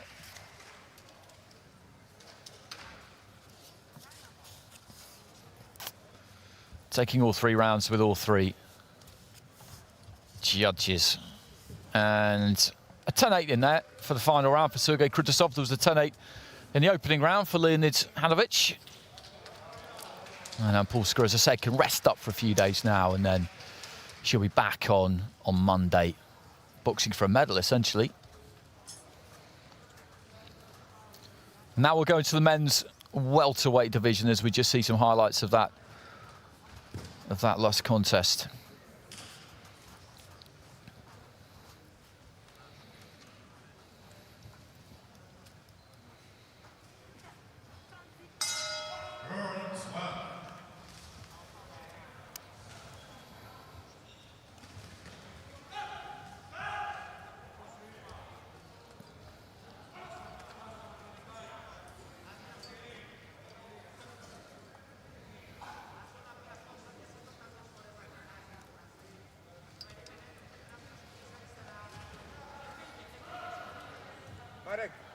Marek.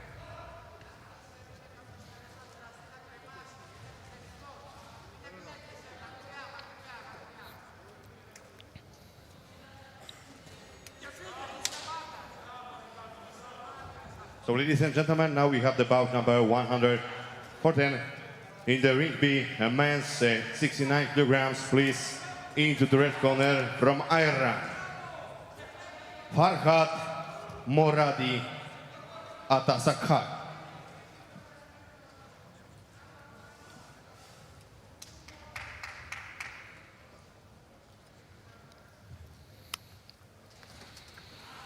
Farhad Moradi, And his opponent, ATASHGAH of Iran in the red corner. From Lithuania, Ruslanas Zairis. And from Lithuania into the blue corner, Ruslanas Zairis, who we saw beat Muhammad Bagiev of Uzbekistan by split decision in his previous fight.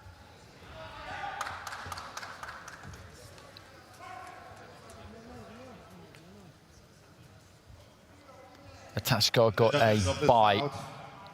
Korea, Israel, Bulgaria, Azerbaijan, and Sri Lanka, and the referee from Guatemala, Mr. Pastor Emerson.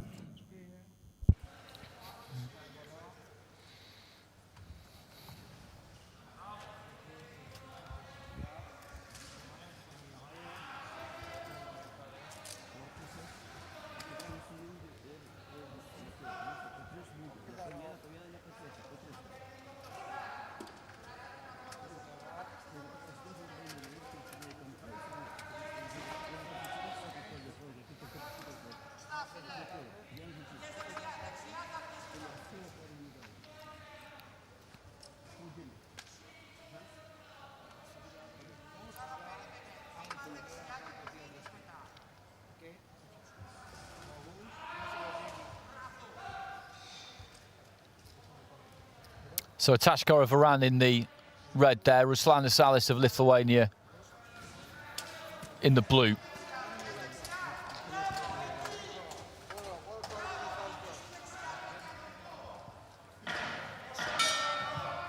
Round one. ATASHGAH southpaw. Zairis in the blue orthodox. And we know what Zairis will try and do. He's just inching his way in there. And any minute, he'll just let those hands go. Any second, rather, he'll let those hands go. He just creeps in. And then when he feels he's close enough, he'll try and get to work. Darting right hand there from Zairis. They're both just pawing with those lead hands. They're both in range there. Neither one really wants to commit first, and that's decent from ATASHGAH. Just steps to Zairis, who bounces back into the ropes.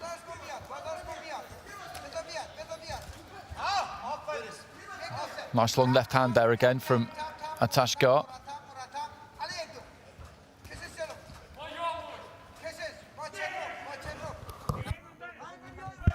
He's shaping with the right there. Zairis didn't throw it, got caught by a right himself.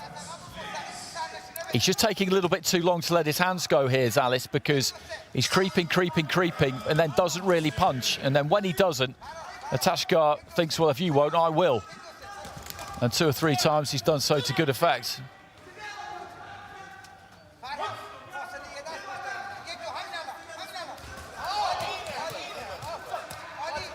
Good right hand there to finish that exchange from ATASHGAH. Zairis got through to the body with a couple, though.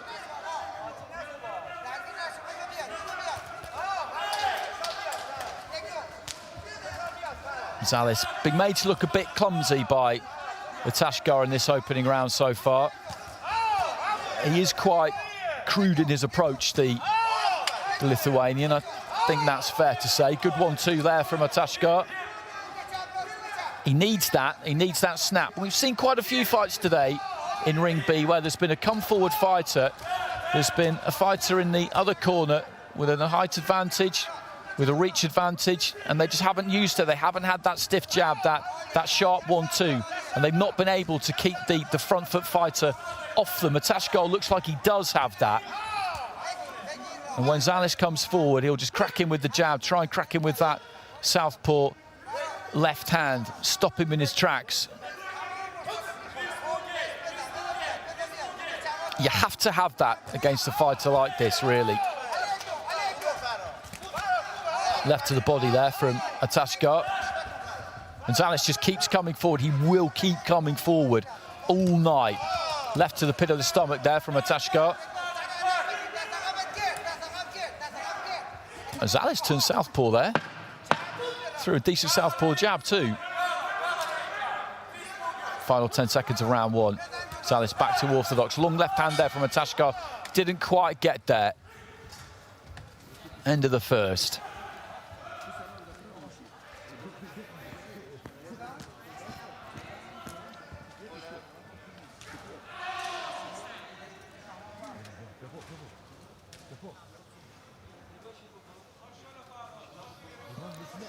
ATASHGAH gets it across the boards. It's quite clearly his round.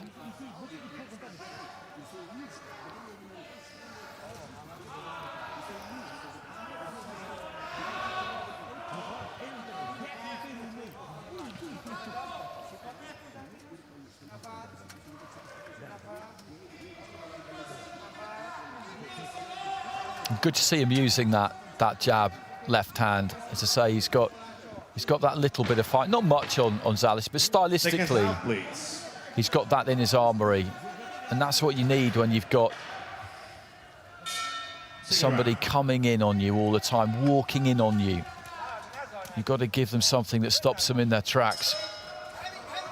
Otherwise, if you don't have that, you'll end up on the inside in a swing up, really, and you have to take your chances on who comes off best.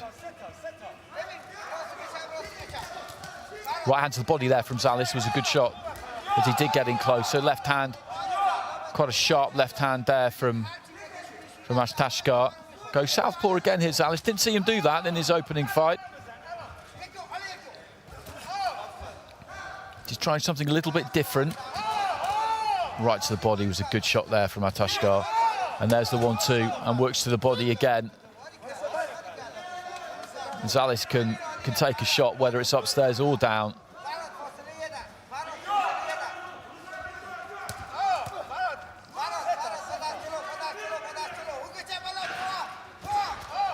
Right to the body from Zales. He's landed that a few times in this round. I'm not sure about the switching for Zales. I think he might be better off just staying orthodox, sticking to the plan here, trying to trust the process. Because we're getting towards the midway point of round 2 here. Now ATASHGAH is still landing. He's having the better of this round so far, but he's having to work hard. Zales has got to keep that pressure on, make him work every single second. And you just don't know. Maybe he'll get back into this at some point. Right hand there, though. Left hand, rather, from ATASHGAH landed. There's a bit of tape trailing from the wrist there. Like I said, Zales, the way he fights, he's got to just keep that pressure on, because it's asking a lot of any opponent to produce the required quality and work rate. As I said, just to keep him at bay. A left hand there from ATASHGAH. He almost collided with the camera in the corner there, the Iranian fighter. ATASHGAH's in red, just a reminder. Zales in blue.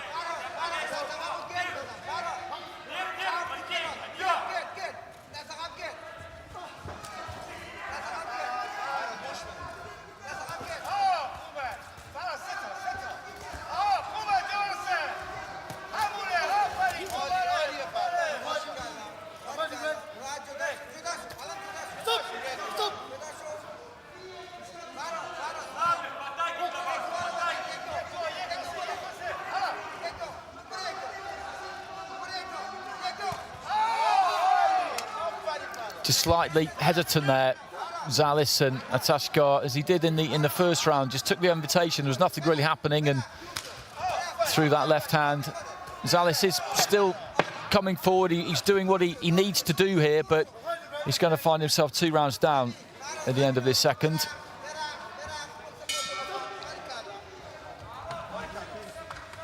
He's just struggling to make an impact on ATASHGAH, really. He's a skillful fighter. The Iranian, a skillful fighter. He's got good movement, and he can crack a bit too, and that's absolutely crucial, like I said, when you're up against someone who's going to walk you down and try and walk through you, basically. If you can't punch hard enough to give them something to think about, then you've got a big problem, but he can, and that's why he's 2 rounds to 0 up.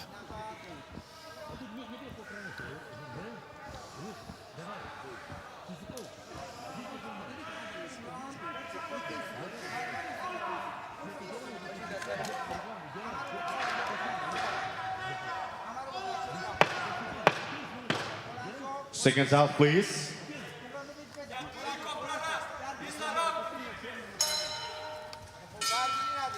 Third round. So into the third. Farhad Moradi, ATASHGAH of Iran in control of this one. 2 rounds up with all 5 judges. Ruslana Zales of Lithuania with the mountain to climb. It's been a good fight to watch, though. Zales always aggressive, trying to make things happen, that kind of rough, muscular approach. But in ATASHGAH, he's come up against someone who's got that superior skill set. But somebody who can also crack a bit when he needs to.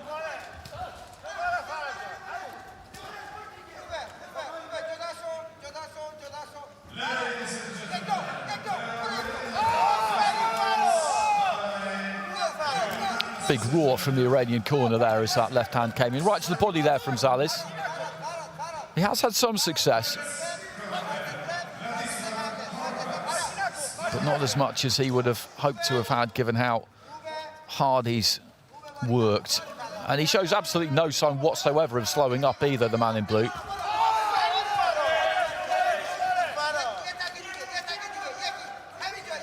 Cutting off the ring on ATASHGAH is quite a difficult thing to do. I wouldn't say Zales is hugely skilled in that department. He does tend to follow him around a bit.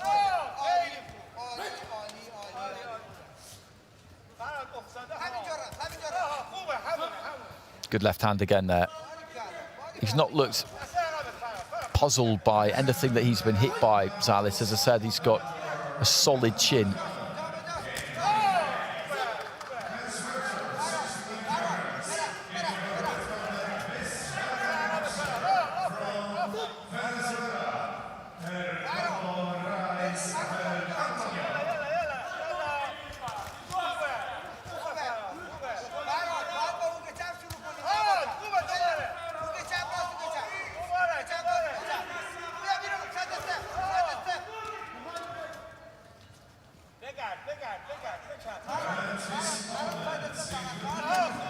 Right hand to the body there from ATASHGAH. He's shown good variety too.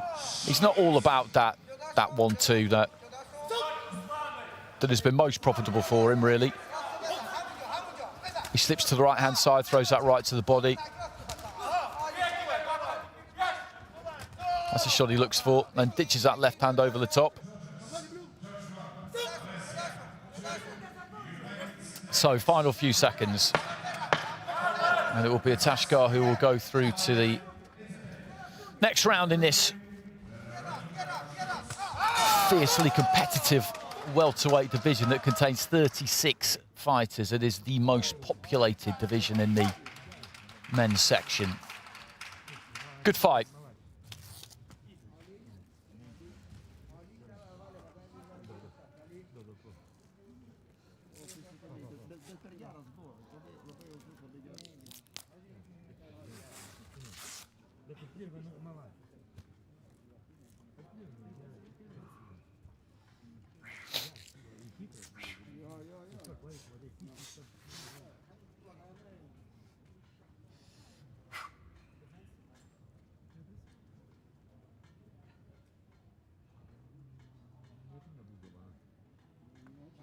Ladies and gentlemen, we have the decision about number 114.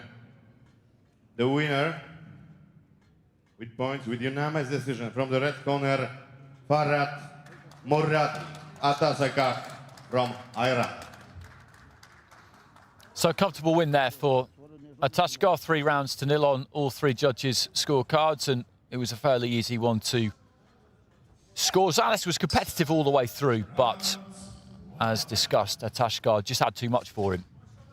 He's just the more skillful, better boxer, quite simply, and he can punch a bit as well, which is crucial, as I've been saying, when you're up against a fighter like that. What they'll hope is that they can walk through you, and although you might have the superior skill set, at some point they will get to you, the snap will go off your punches, and then they'll really be able to set about you. But ATASHGAH's movement was good, but when he needed to hold his feet and punch with a bit of authority, he was able to do that. And he didn't hurt Zales, but he was able to stop him in his tracks, offset him, make him start again. And that really was why Zales just couldn't do anything with him at all, to be honest. So ATASHGAH will face the winner of our next fight, I do believe. Just looking down at my draw sheet. Yes, indeed, that is the case. And that will see Ratapol KADAMDUAN of Thailand in with Jandos Ashkar of Mongolia, who we had a look at backstage a bit earlier on. About number 115 in the ring B, men's 69 kilogram. Please into the red corner from Thailand, Ratapol KADAMDUAN. So here comes KADAMDUAN of Thailand.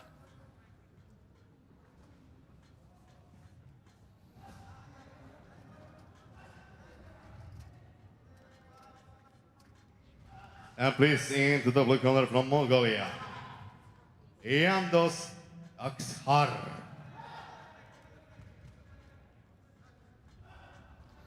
And Jandos Ashkar, one of 4 men who's come to this competition for Mongolia. Seen 2 of the others today in Ring B, Subkat Enzerikt and Ganodin Ganbata. Of this bout in the Ring B, Ireland, Bulgaria, Slovakia, Korea, and Turkey, and the referee from Russia, Mr. Sergei Krutasov.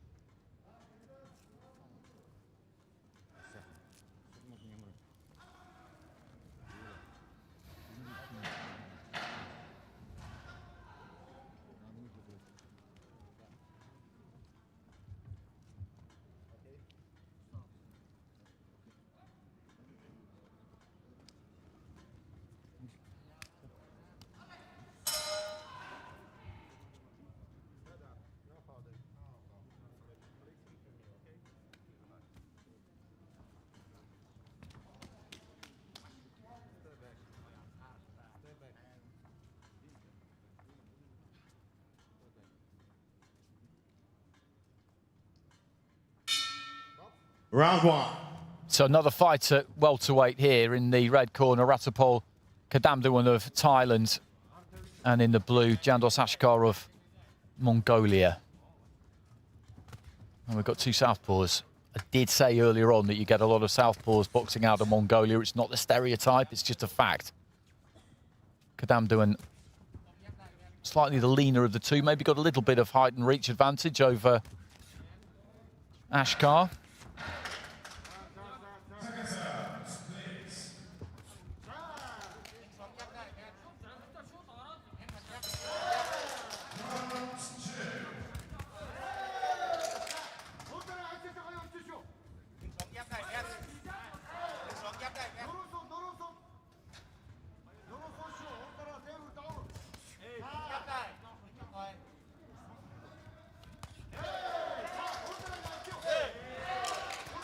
Managed to land that left hand a couple of times now. And again there, Jandos Ashkar.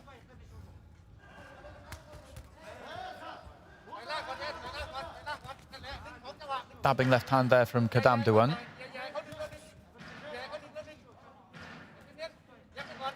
These 2 just circling around each other in centre ring, just keeping it at the kind of distance that I think suits them both, really. We haven't really seen them up close and personal too much so far. Long left hand there from KADAMDUAN. I think he's looking to find his range and just get his feet a little bit closer, and from that kind of distance he can maybe do his work. There's a jab, just signs that he is beginning to shift into that kind of optimum distance.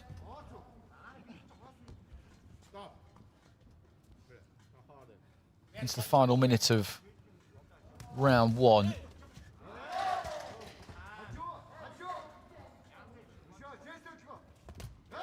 Good left hand again there from Ashkar as KADAMDUAN was looking to try and open out and lead off with a right hand, which was a risky shot, proved to be so, because as he was doing that, he got clipped.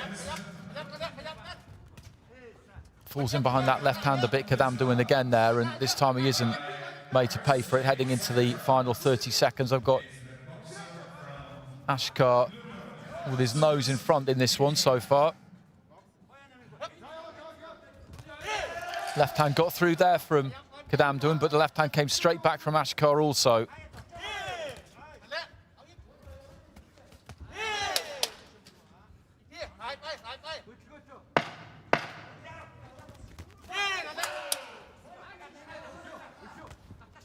KADAMDUAN just scoring there right at the end of the round. So bell goes. Decent opening round. Pretty well matched, these two. Good clean fight as well, as I said, not too much up close.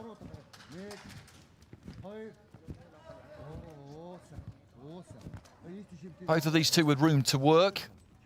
I just think that Aishagul found his range slightly the better, and that's reflected in the scores there. Sadie Duffy of Ireland's gone 10-9.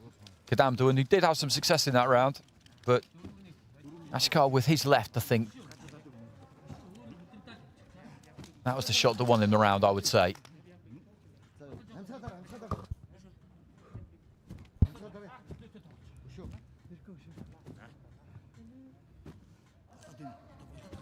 KADAMDUAN has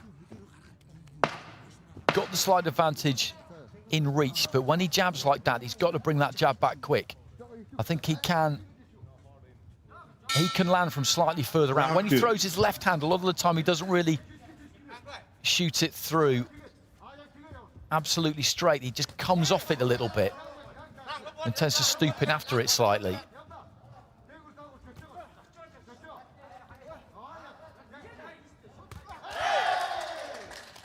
It's a decent stiff left hand there from Aishagul, but a jab from KADAMDUAN, but then he walked into a left hand from the Mongolian. KADAMDUAN of Thailand in the red, Jandos Aishagul of Mongolia in the blue.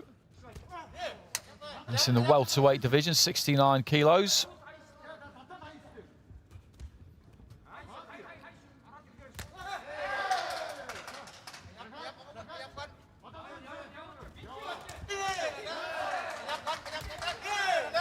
Nice 1-2 there from KADAMDUAN.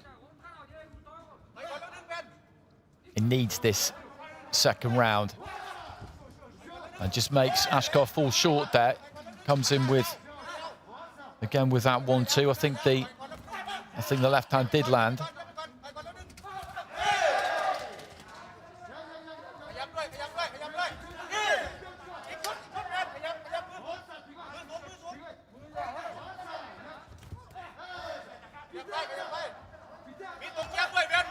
Good jab there from Aishagul. Claiming the point there, the Mongolian fighter. Used to see fighters do that back in the day in the computer point scoring. They would raise that glove immediately if they felt they made contact, hoping that the judges at ringside would then press their button.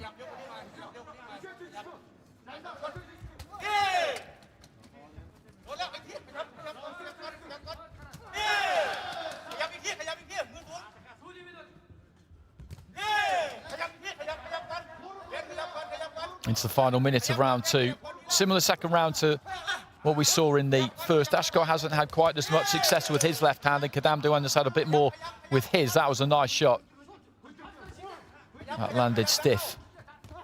KADAMDUAN just pulling himself out of distance there, staying out of range. That left hand gets through again there.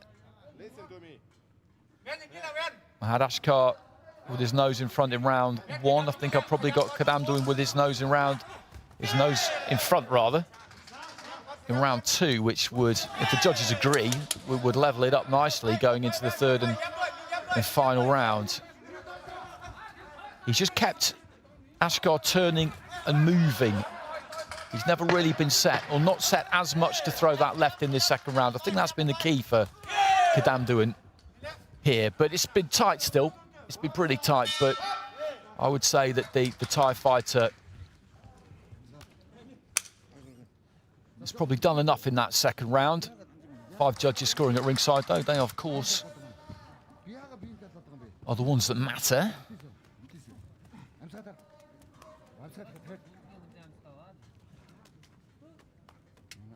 And Aishagul gets it 10-9 across the board there.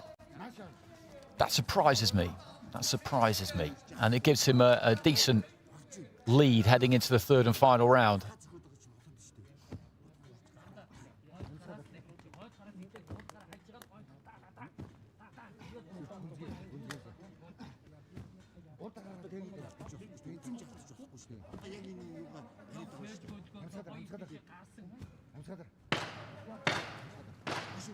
Seconds out, please.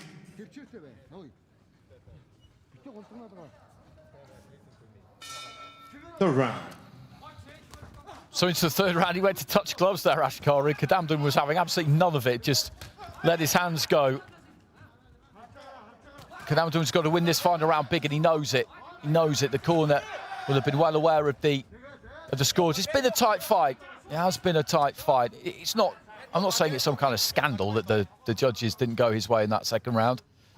Not at all. It's been nip and tucker a lot of the way.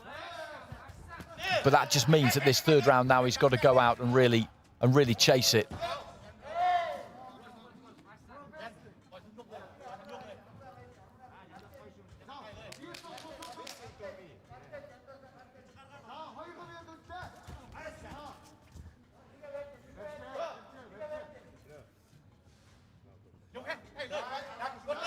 He doesn't want to lose a point here, Aishagul. That could make it very interesting if he does that. No suggestion that the referee was about to take one, but referees have taken quite a lot of points in Ring B over the last 2 or 3 days. I wouldn't argue with any of the decisions. Sometimes they've warned repeatedly and then taken one. Other times they've been pretty quick to do it, and there's no set formula for that. There's no 3 strikes and you're out policy or anything like that. It's completely at the discretion of the referee. Good left hand from KADAMDUAN, but Aishagul comes back with his own. Then the jab from KADAMDUAN. And then the Thai fighter looks to try and work away to the body. The referee had said break there. He had said stop boxing. So Aishagul just wants to be a little bit careful here because he's got that lead. He's in charge of this. He's not going to lose this round 10-8. So really the only way that this could get a bit sticky for him would be if he lost a point.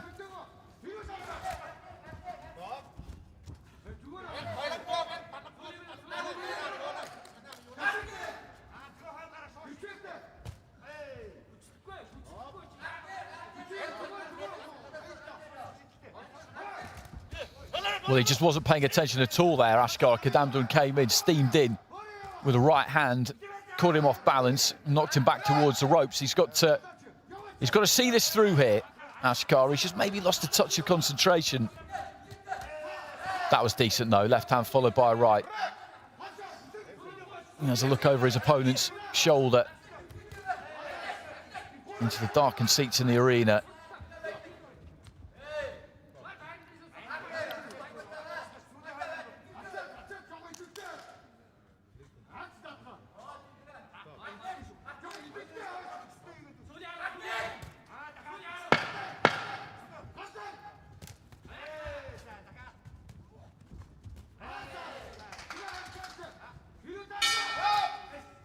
So there goes the final bell.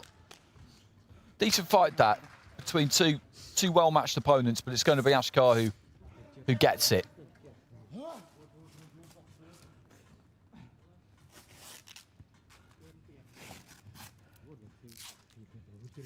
And on balance, it was his left hand that proved to be the most damaging tool possessed by either fighter, I would say.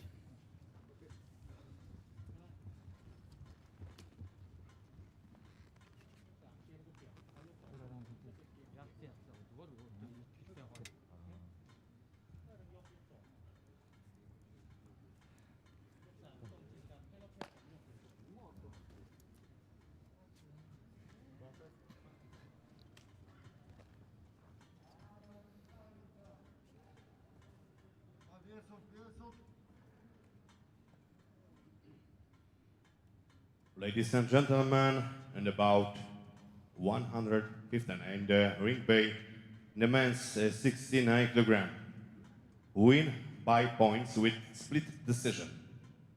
From the blue corner, Yandos Aksar, Mongolia. And Aishagul gets it. He's absolutely delighted. 4-1. The judges have gone for him. Sadie Duffy of Ireland. I think on the left-hand side there went 2-1 in favour of KADAMDUAN. I can see that. I can see that. Having said that, I felt KADAMDUAN took that second round. I can see that score. I can see all of them, really. It's that kind of fight. There were some tight rounds in there. Good fight. So good fight to watch. Split scoring in round 3.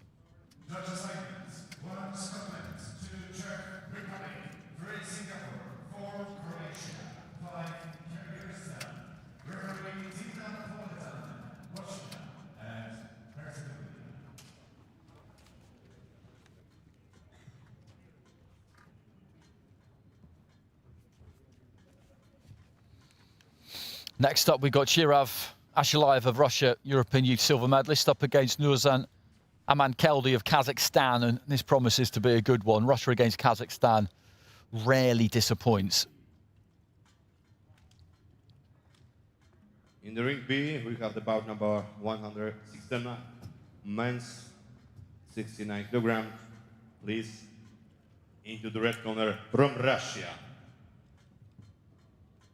Shirav Ashalayev. Shirav Ashalayev, as I mentioned, the European Championship Youth silver medalist.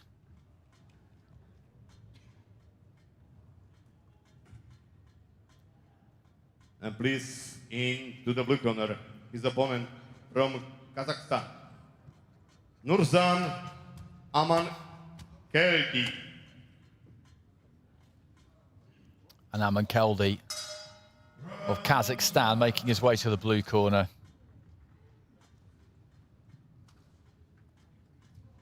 And the judges about in the ring B, Israel, Latvia, Korea, Armenia, and Mongolia, and the referee from Jordan, Yunis Nabel.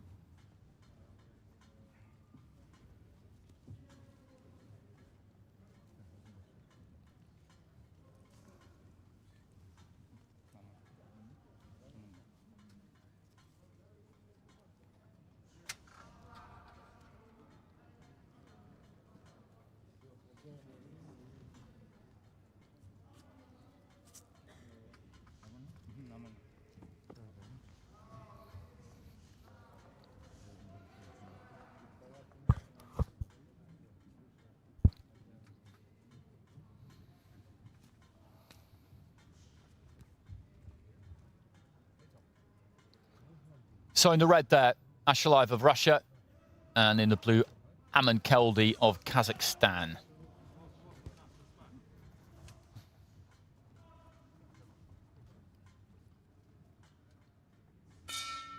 Round 1. And two orthodox fighters here, both of them shaping up in the right-handed stance. Jab to the body there from Amankeldi. Caught by the left hand, though, from Ashalayev.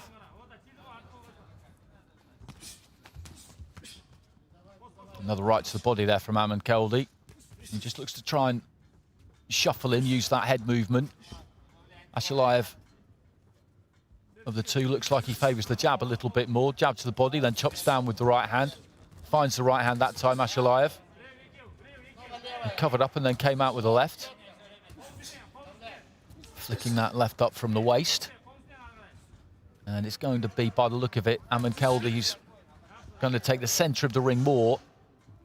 Ashalayev, he will try to work around him. Looking for the long one too there, Ashalayev. Didn't quite get there with it.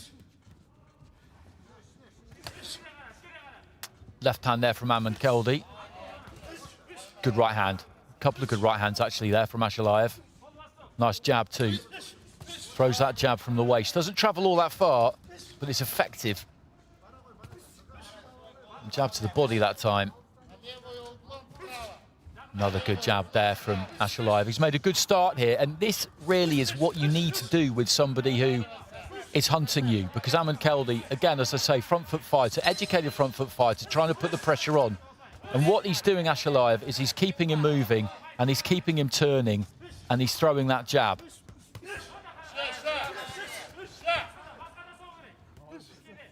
And Keldy's looking to put him under as much pressure as he can. Good right hand on the inside there from the Kazakh.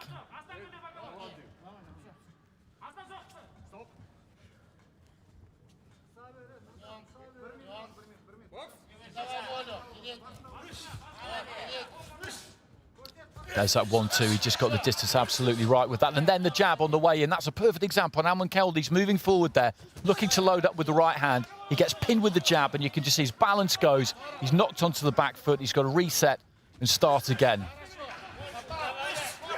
And he's just winging here, Keldy, towards the end of the round. I think he's finding this a little bit frustrating against Aishagul and feels that probably he's just going to have to up the work rate even higher, make it even more physical. Try and bring even more heat to get to him. But he keeps his composure well there, Aishagul. Uppercut on the inside, jab right hand before that.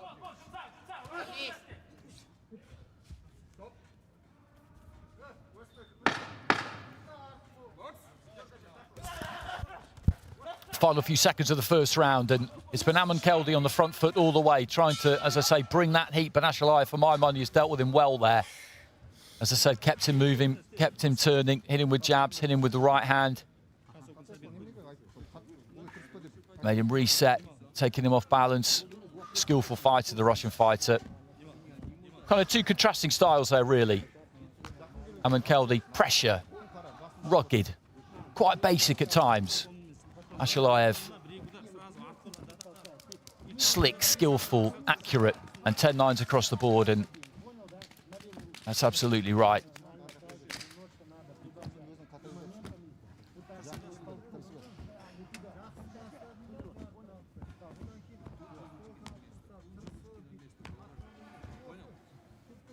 Using every inch of the ring there.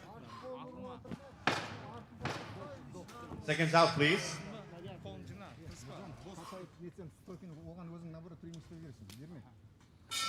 Round 2.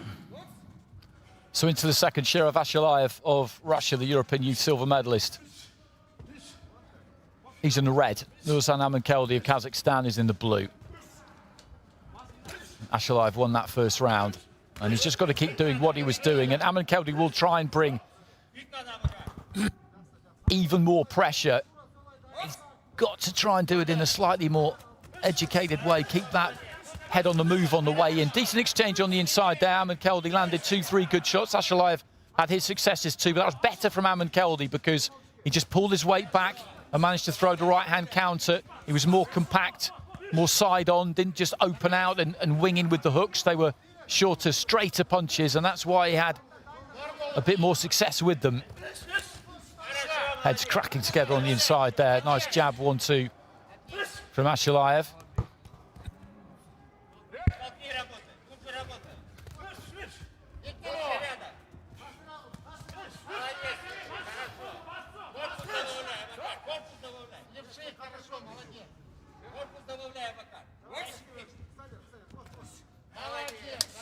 Boxing southpaw, Aishagul. Left to the body. Keldy. Again, just looking to try and get on top of him as much as he can, and he is having more success in the second round. He isn't quite as ragged, isn't quite as wild. Aishagul, for that reason, hasn't been able to pick him off quite so easily. Goes back to the orthodox stance now. Aishagul threw in a bit of southpaw there just to try and confuse his man. Right hand there, got through. I do think he's better off staying orthodox.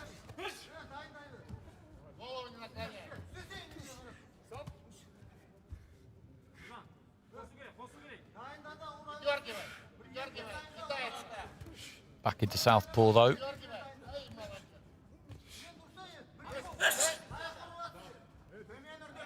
Bit of blood coming from the end of the nose there of Aishagul. Only a suggestion of it, not a torrent by any means. A little bit more just leaking out there though. He's just finding it harder, I think, Aishagul, to keep Amankeldi at bay. Having said that, he got through with a good left hand that knocked Amankeldi back onto his heels. Final few seconds of round two. This has been a tighter round in the opening round. Good left hand there from Aishagul, mouth open. He made to work very hard here by his Kazakh counterpart. There's that dabbing left again. It scores, not much on it, but it's a scoring shot.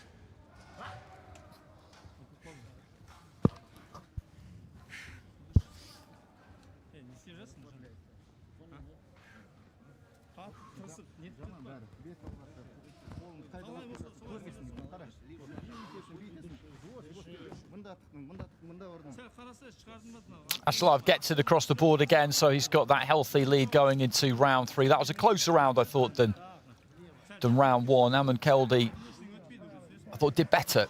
He was a bit more educated in his pressure there, but Aishagul still managed to find the cleaner shots,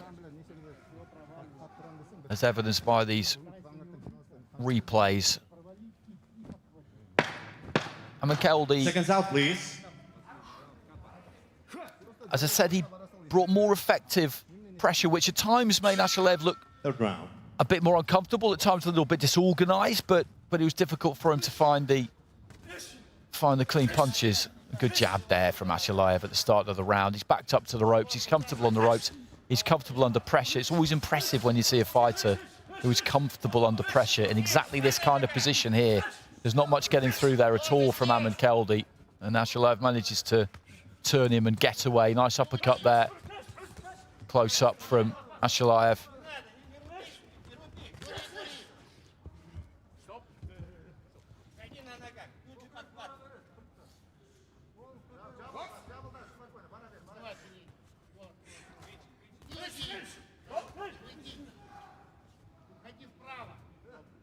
Referee telling Aishagul to keep his head up.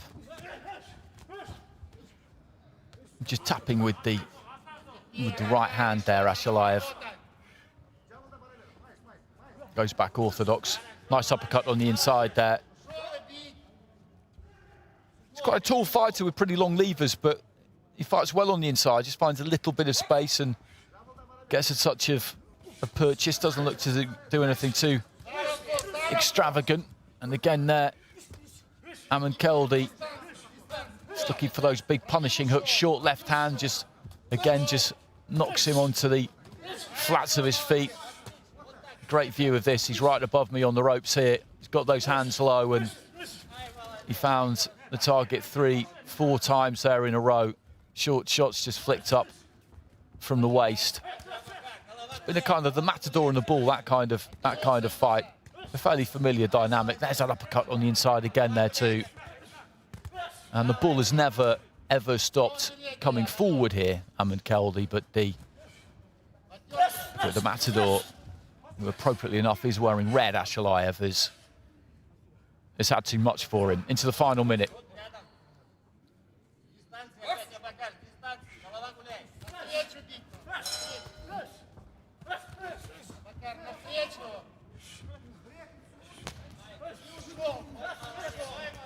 Good combination again there off the ropes from Aishagul. Good upper body movement too. Really good stuff. The work rate, the effort, everything that you could want from Amankeldi has 100% been there. And a lesser fighter, a less skillful fighter than Aishagul would have really struggled with Amankeldi. Plenty of fighters will really struggle with him because he brings some serious heat. But if you've got the kind of footwork and variety of punch output and composure under pressure that Aishagul has got, then you can handle it. And he did handle it. That was very good.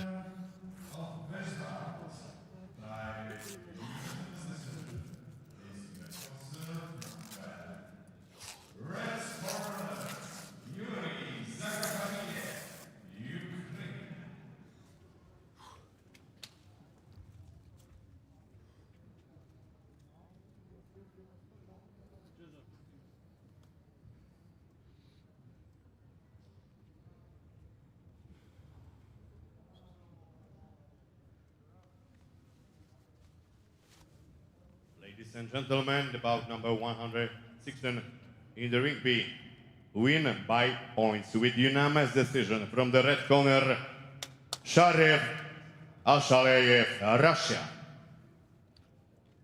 Ashalayev gets it. I think a couple of the judges have gone the way of Aman Keldi in that final round, which tied it up on, I think, 3 of those cards by the look of it. Let's have a quick look.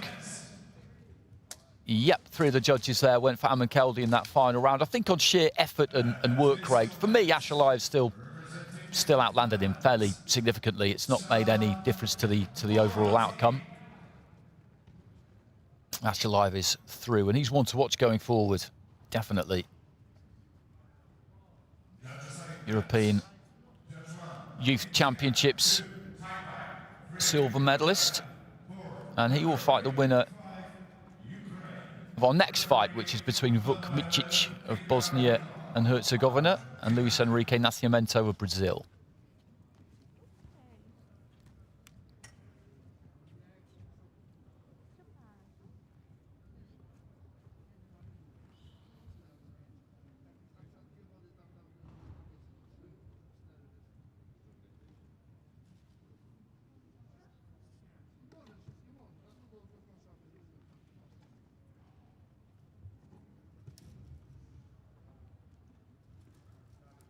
Ladies and gentlemen, we have the bout number 117 in the ring B, men's 69 kilogram. Please into the red corner from Bosnia and Herzegovina, Vuk MICIC.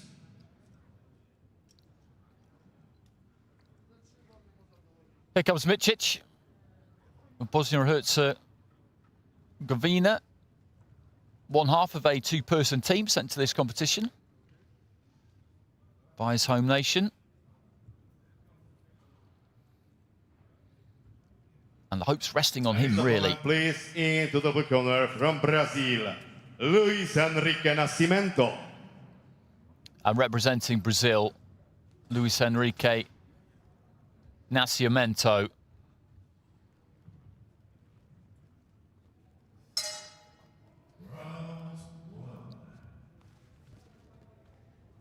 And the judges of this bout are Poland, Bulgaria, Guatemala, Sri Lanka and Russia, and the referee from Azerbaijan, Mr. Emil Gurbanaliev.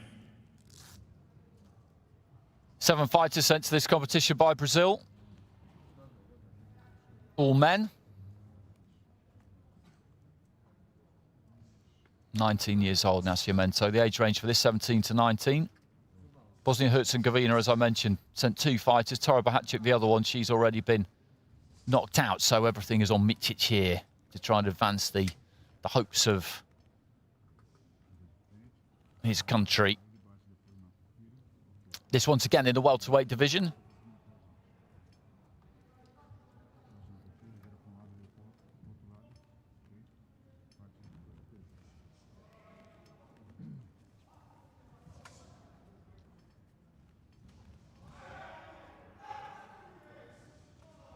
Daquele jeito. Eu campeão aqui. Então vai lá e faça o melhor. Vamos.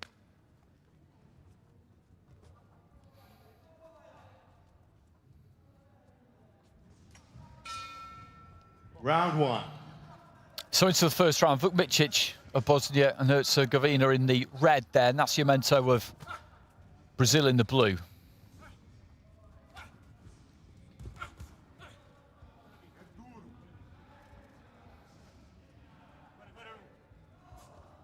Just short with the jab there, MICIC. Same for Nascimento.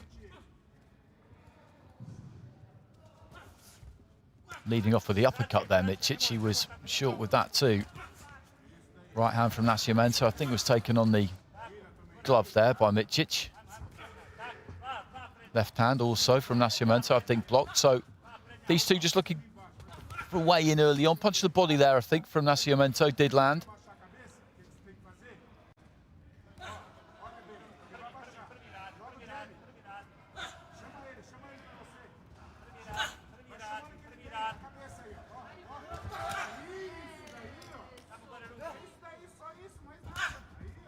right hand from Nascimento. Hit the gloves, but it did just force MICIC to take a backward step. Nascimento with a right to the body. It's the Brazilian who's looking a bit more aggressive of the two there. Right hand, he let that one go. And that seemed to make fairly clean contact. MICIC is kind of on the back foot here, looking a little bit circumspect.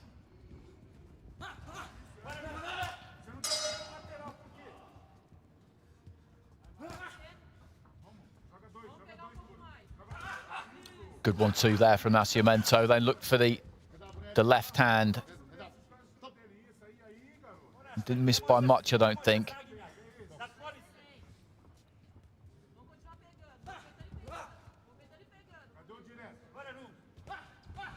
Leading off the right hand there, Nascimento, a couple of times. Followed the second one in. Looking for the uppercut on the inside there, MICIC. That was a decent shot.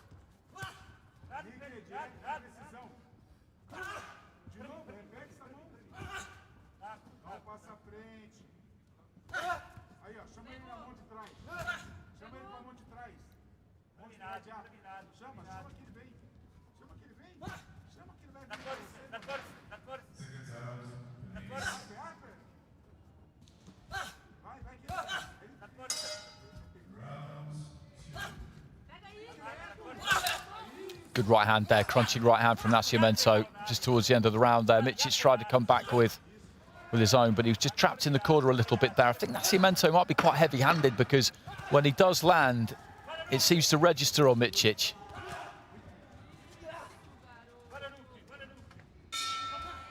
Bell goes at the end of the first.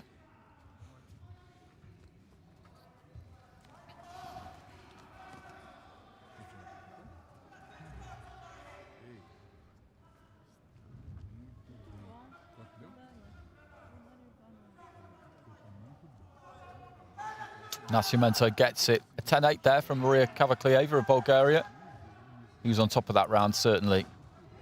And I do think that he punches with a bit of authority because a couple of times he caught MICIC there, and it wasn't necessarily all that clean, but that's what made me think, really, that he's got some pop. That was a really nice uppercut on the inside. Because he moved MICIC a couple of times, even though he didn't get through completely flush.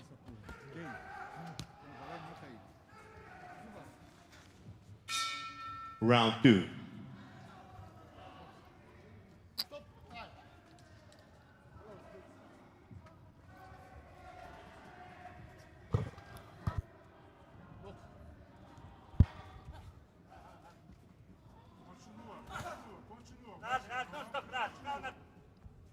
Decent jab there from MICIC to start the round. Looking for that uppercut on the inside there, Nascimento. That's a dangerous shot because he's landed it in that first round, and if he can bring MICIC onto that, then that could cause some damage.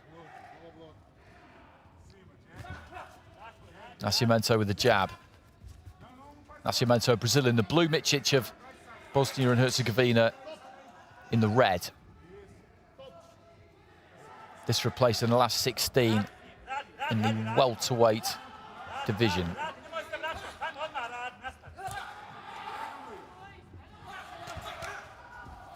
Uppercut almost got through again there from Nascimento.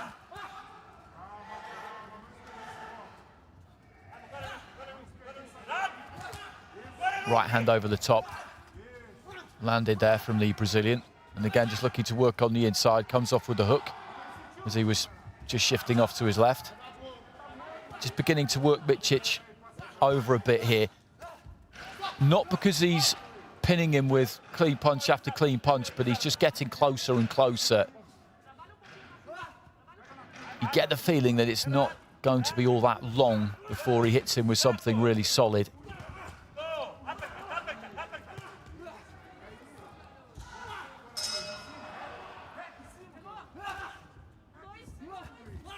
MICIC throwing, just to try and keep Nascimento off him, really. And MICIC was happy there just to hang on to the top rope and keep Nascimento hemmed in for a few more seconds for just a bit more respite.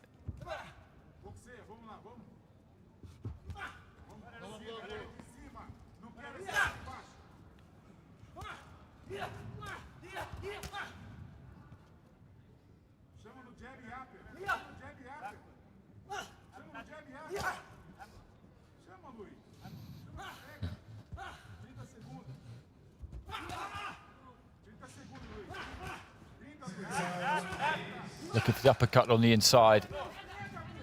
Nascimento again. Micic has done pretty well in this round. He's lost the round.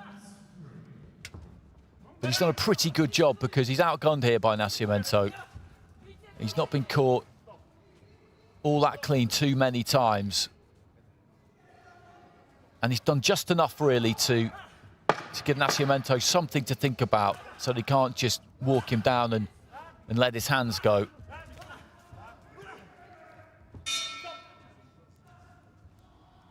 Bell goes at the end of the round. That's 2 rounds in. That'll be another round for the Brazilian, who will have 1 foot in the next round.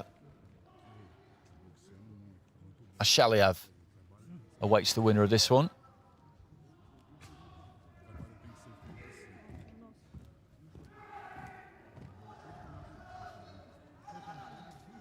Ten nines across the board.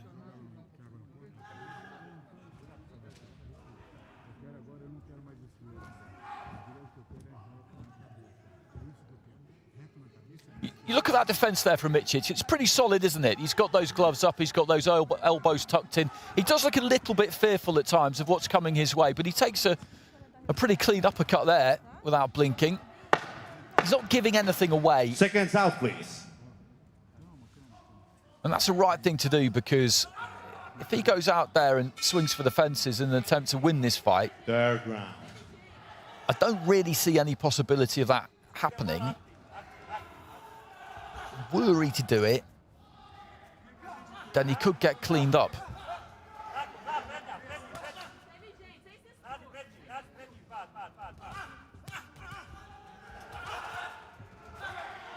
Good jab there from Nascimento.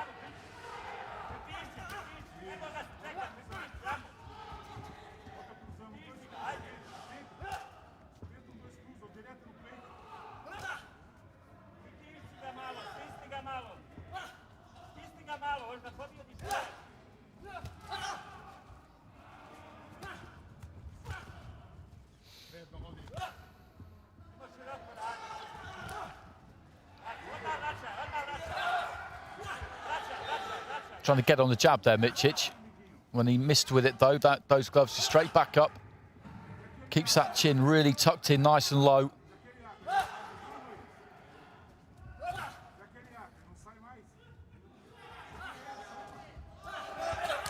There's that uppercut again as he came forward. He got pinged with the uppercut and he took it well. Looking for the overhand right there, Nascimento. But the jab comes back in from Micic.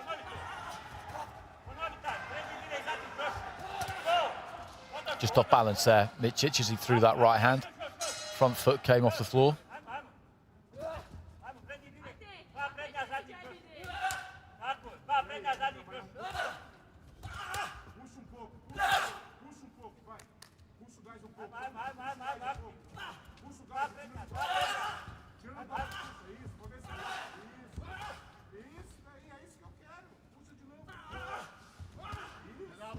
Just falling short there, Nascimento, as we head towards the final minute.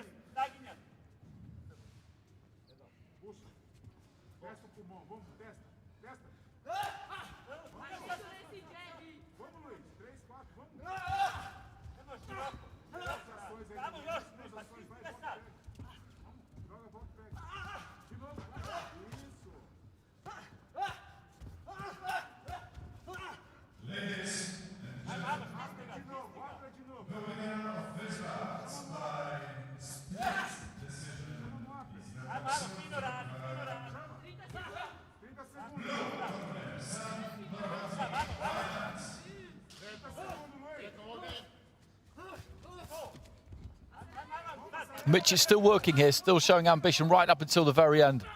I like this from him because it's not like he's been getting a pasting here. This has been a comfortable win for Nascimento. He's been on top in every round. I'd say Micic has had his best showing actually in this third and final round. He's just kept his shape well, Micic. He stuck to his boxing. He stuck to a plan. Defensively, he was pretty solid, pretty sound, and he was always looking to try and get something done. I did wonder if he might go into his shell a bit as the fight progressed, because early on he did look quite hesitant, but I think he grew in confidence, if anything, during the course of the fight. I think the power early on did maybe just shock him slightly, but he got used to it.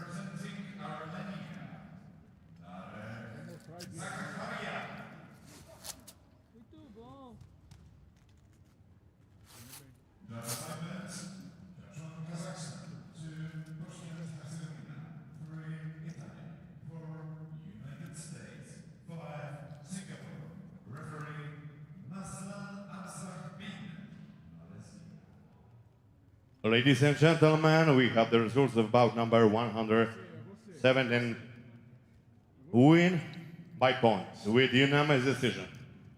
From the blue corner, Luis Enrique Nascimento, Brazil. And Nascimento with the win.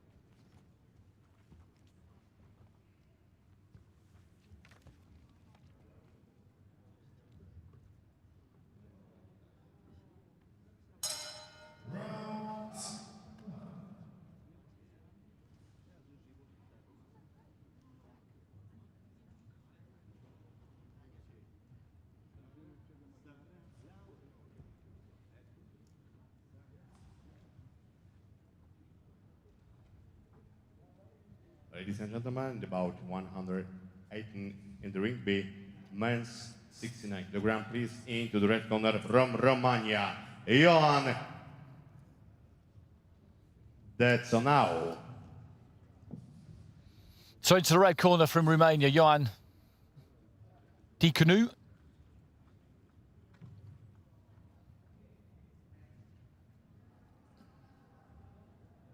And his opponent, please, into the blue corner from Turkey, Sam Kaya. And for Turkey in the blue corner, Cem Kaya.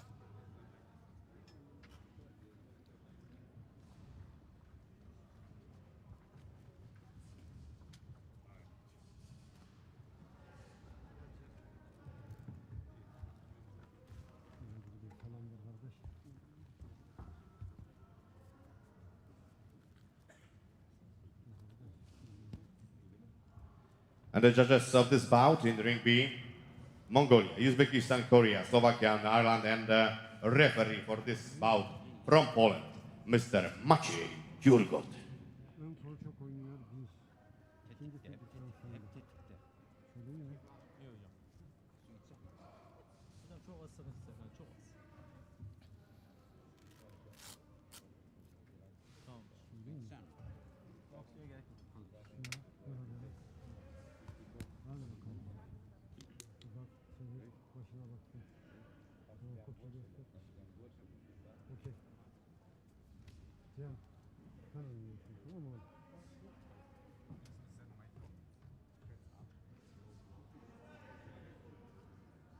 Kaya of Turkey in the blue there, and Dicanu of Romania in the red. Some pretty obvious physical differences between the two. Kaya is the taller fighter. And we'll see if we get the kind of style matchup that often comes when this is the case. Kaya, a southpaw, boxing in the blue, Dicanu of Romania in the red. And he is looking to be aggressive and get on the front foot, close that gap, get inside and let his hands go, which is what you generally expect from somebody of that kind of stature. And it's the same formula we've had a few times today. The question is, does Kaya have the ability to catch Dicanu on the way in, essentially? It looks like he might have. He set his feet nicely there and let 2-3 punches go as Dicanu was looking to try and advance. He's got to keep his head on the move as he closes in there. Dicanu make himself as hard to pick off on the way in as he possibly can. He's pecking with the jab a little bit there, Kaya, but he's moved his feet well so far.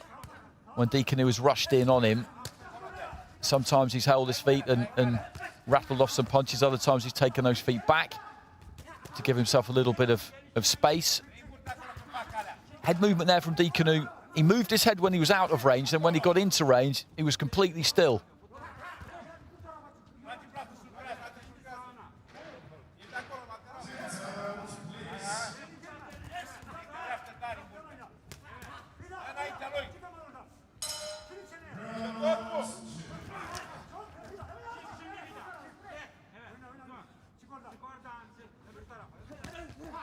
That's a good one too there, though, from Dicanu. Just pushed Kaya back into the corner and caught him there. Nice and clean. Looking for the body there, Kaya. Just been backed up to the ropes a little bit there and manages to slide away to his left. Left hand there from Dicanu. He's just beginning to get to Kaya a touch towards the end of the round. Just beginning to walk him down a bit more effectively. If you're going to do this in a 3-round fight, then you really have to bring maximum pressure all the way through. You cannot let your opponent breathe for 1 second. And Dicanu is not allowing Kaya to do that. Kaya again just finds himself backed into the corner towards the ropes, sets his feet, lets a combination go. Maybe not quite as much on those towards the end of the round as there was at the start. Finishes with a right to the body there, Kaya.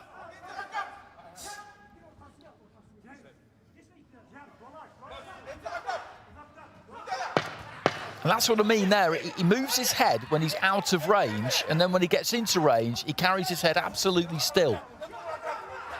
Dicanu, that is, the fighter in red. So, bell goes at the end of the first round, and I think this could be an interesting one as we head down the stretch, because Dicanu is going to work furiously to take as much out of that tank, out of Kaya's tank, as he possibly can. And there were signs there towards the end of the first round that he was beginning to feel the pace a bit there, Kaya. He was made to work very hard.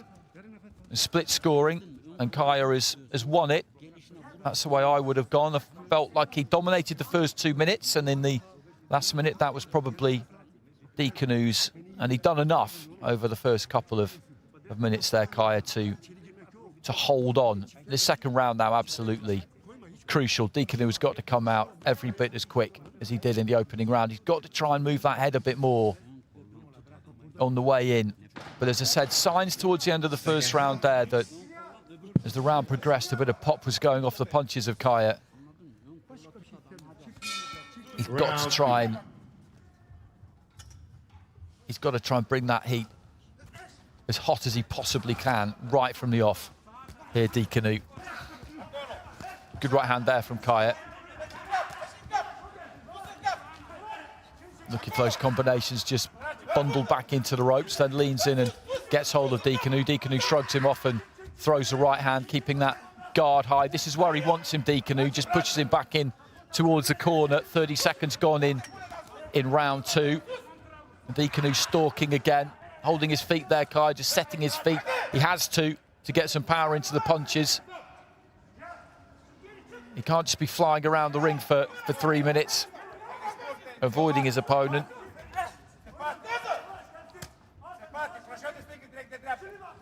Not much on that right hand from Kaya. Nice left on the inside there, though, from the Turkish fighter. Dicanu looking to get straight back on him. He's tracking him well here, Dikanu, but he's just not quite yet managed to get too many punches off where he needed them, and down he went there. I think he just tripped over the, or got tangled up in the ropes and tripped there, really, Kaya.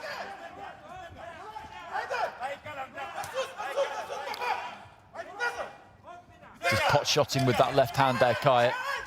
Combination on the inside.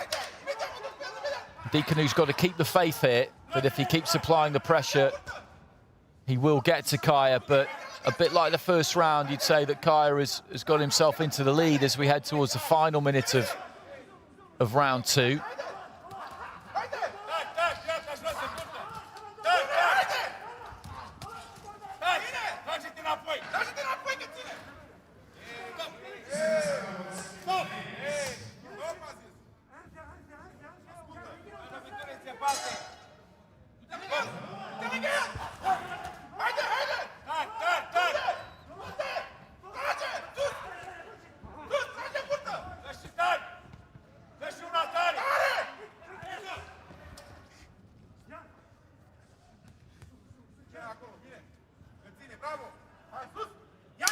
Well, the referee's taken a point there for holding from Kaya, and that could be really important. I make this his round so far, but that would level it up as basically an even round heading into the final round. And if the judges go the other way and feel that Dikanu has won this round with a point off, that could be huge.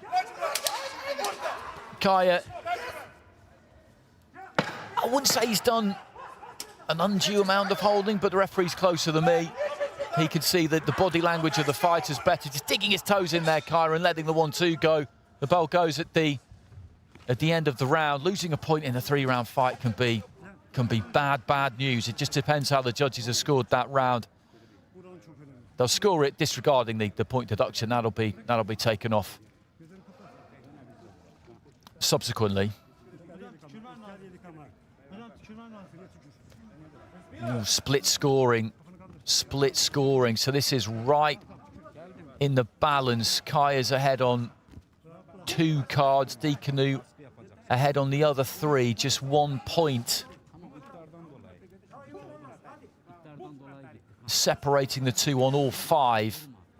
So Dikanu a point ahead with those 3 judges who felt that he won the round, and there was then the point off. He was always on the front foot, he was always aggressive. 3rd round. Did he get through with that much clean? I'm not sure, but this is right in the balance heading into the 3rd and final round, and the slight advantage is with Dikanu. That point off is big. It's so big.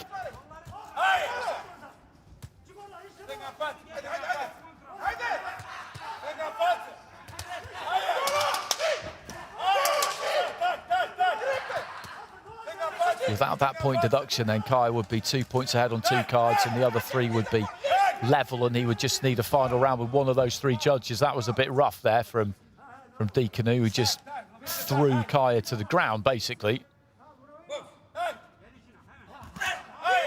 Nice right hand to the body there from Dikanu, who again just keeps coming forward, left to the body that time.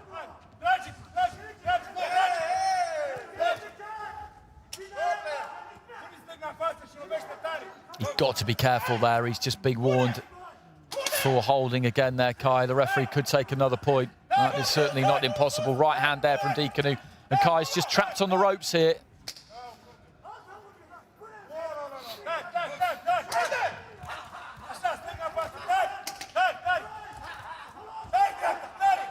Fatigued look about both of these 2 now, actually. Kaya, as he's just trying to pump his hands out there. Midway point of the round. This last 90 seconds is going to feel like a long time for both of these. Just a reminder of how this is poised. Heading into the final round, Kaya had a 1-point advantage with 2 judges. Dikanu had a 1-point advantage with 3. If he could hold that advantage, of course, with those 3, then he'll win the fight. But this has been a close final round. Heading into the final minute. Arm punches easily from Kaya now. There's not much There's not much on them. He's just pushing those hands out. Dikanu coming forward is feeling the pace of this one too, and Kai just walking him back to the ropes, and Dikanu really allowing it to happen. That's not holding. The referee talking about holding there. That isn't holding.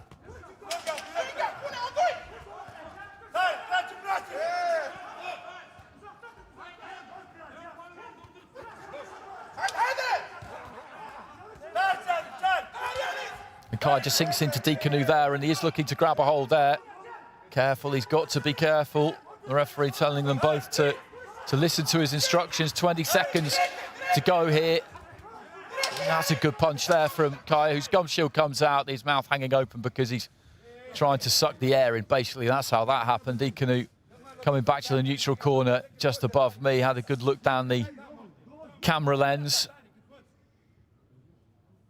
Again, he's been on the front foot all the way through this final round, and that could count, that could count. Not that much clean and solid has got through from Kai. He's thrown a lot of punches, and he has landed some, he has had some success, but it's been Dikanu who's been rolling forward, rolling forward.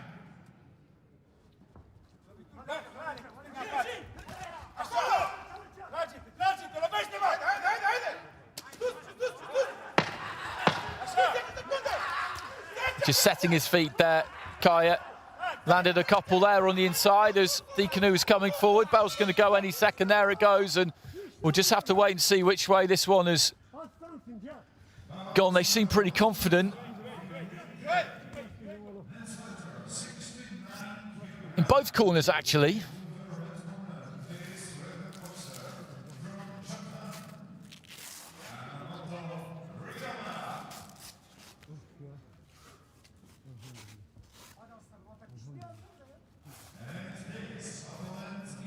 The more accurate punching looked to me to have come from Kaya in that final round. He's on the back foot, he's moving off as he's throwing. Every now and again he has to hold his feet and let his hands go. Dikanu was always coming forward, but I just don't know how effective he was in terms of the clean punching.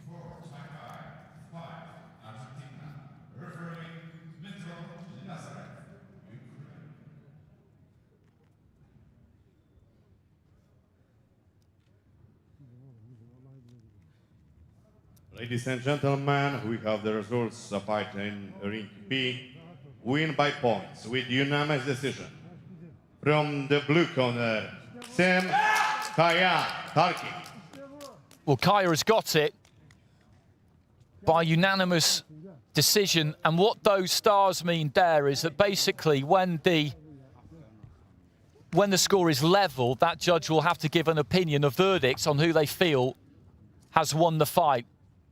And they have all given the verdict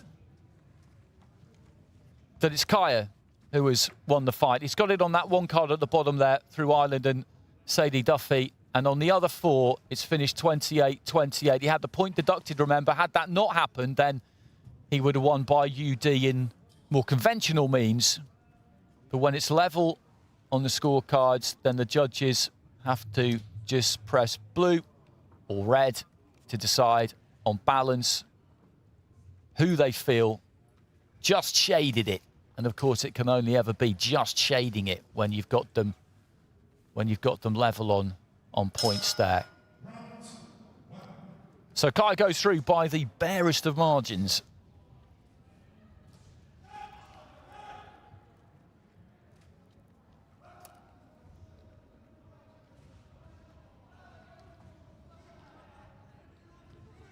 And of course, on the balance of the boxing, as I mentioned,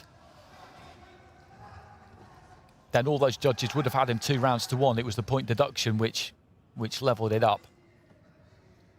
I'm not saying that was wrong by the referee, but that may well have played a part in why they found in his favour. To the red corner from Ecuador, overall. Pietro.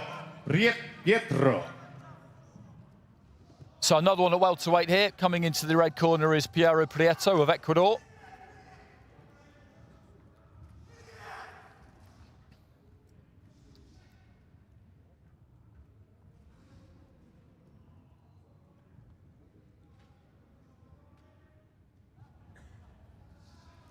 Please into the blue corner, Emin Kadir Eminson.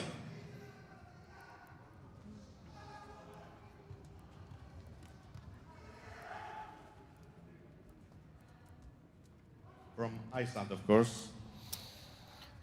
Emil Kadri-Emundsson, the only team member for Iceland who has made it to Kielce for these Youth World Championships.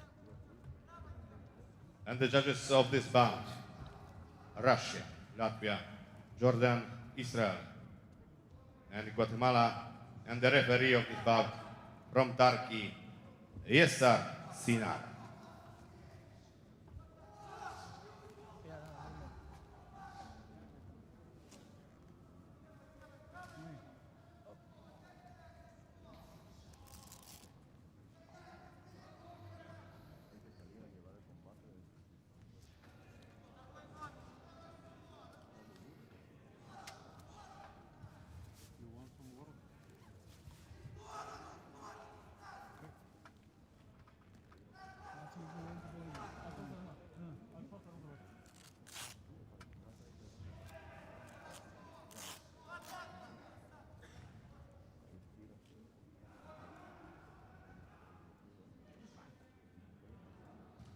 That's Emundsson of Iceland in the blue there. And on the right-hand side of your screen, representing Ecuador in the red, Prieto.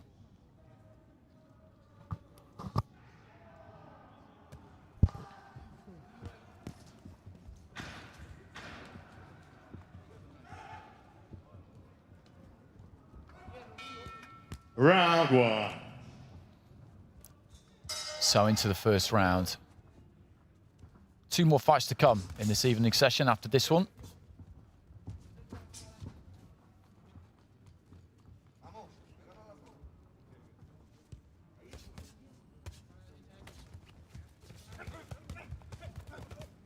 Exchange on the inside there. And Prieto falling short with the right hand. Emundsson looking to maintain that gap for the most part. He's looked quite sharp with the 1-2 at times, right down to the body, then just got caught by right upstairs. He had his hands low and he was made to pay for it.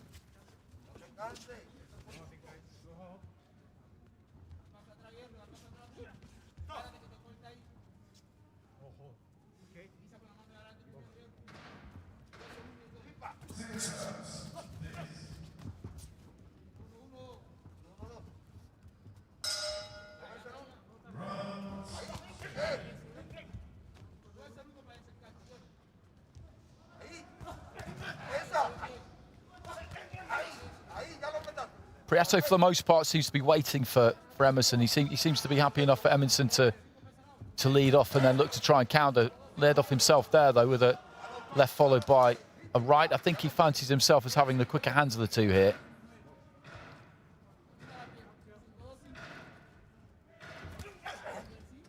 Again, looks for that left hand, left hook, really, leading off with the hook and then the right cross.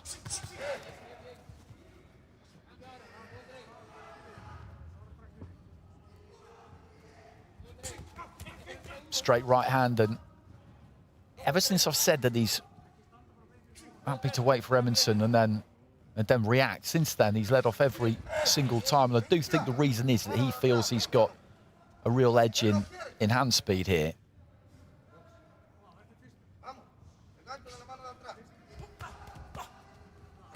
Emundsson with a combination, most of that was taken on the gloves, left hand to the body. Good jab that though from Emundsson.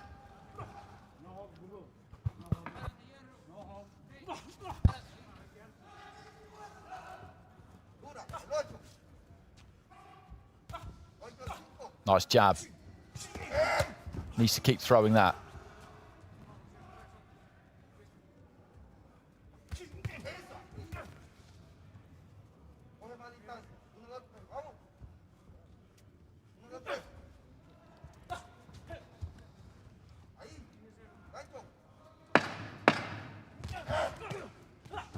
Final few seconds of the round. Now, it's been fairly even, this.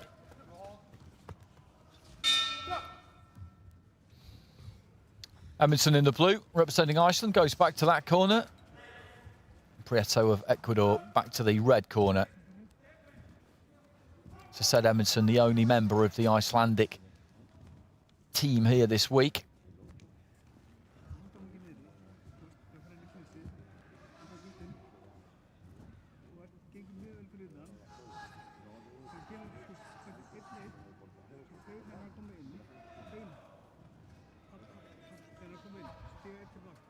It's a great setup here, it really is. You look at those screens in the background, the partition wall between the rings, the facilities are tremendous. It's as good a setup as I've seen at any amateur international tournament I've been to. We're just waiting for the scores there to appear at the end of the first round. We didn't manage to get a look at them. They will have seen them in the corners, though, I assure you of that. There's a monitor in the corners. Second round. So the coaching staff will be aware of how that first round has gone. As I said, there wasn't a great deal in it.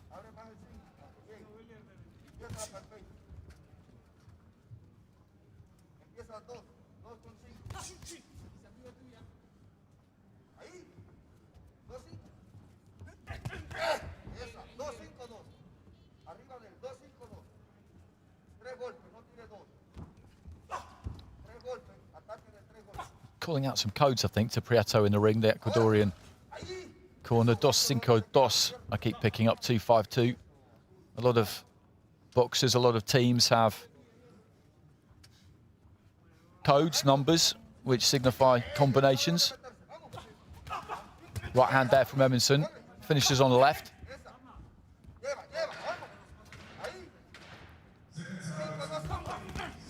Right hand comes back there from Prieto. He looks to try and muscle in and get to work on the inside, backing Edmondson up to the ropes on the far side of the ring.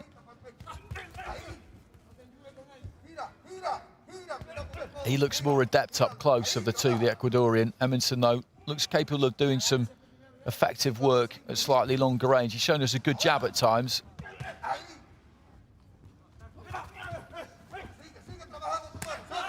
Well, that was a little bit naughty because the back was turned there and he could see that it was. Edmondson had spun around, but that happens in the boxing ring, and Prieto knew what he was doing there.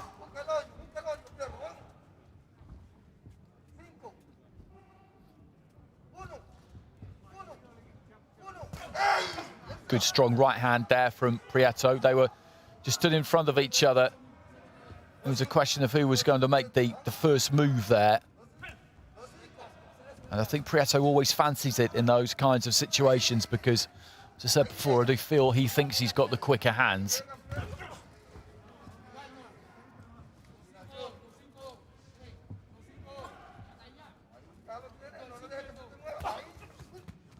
Short right hand there from Edmondson off the ropes, and then Prieto gets a little bit too close. Edmondson gets a hold of him, pulls him in. And this time it's Prieto complaining about copping one around the back of the head.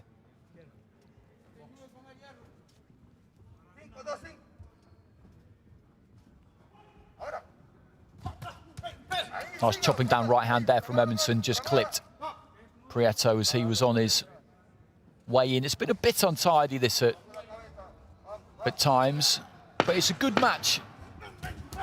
Fairly evenly matched, these two. Final few seconds of round two. Nice right hand there from Edmondson. As Prieto was coming in, just stooped his head and looked to try and move in. And Edmondson met him. So 2 rounds down. And there are the scores. And it's level with Yunus Nabil, who gave Edmondson that second round. The other judges have given Prieto both of the first 2 rounds. So he's got a 2-point margin in his favour with all 4 of them. So he's very much in control.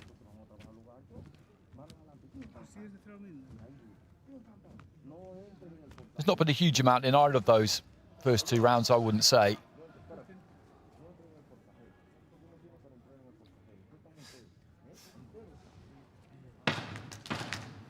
Seconds out, please.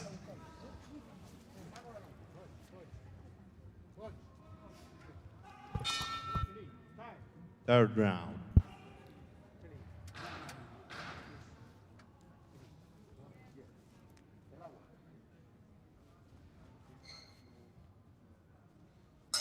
Having to rinse off the gum shield there. I'm not absolutely sure why.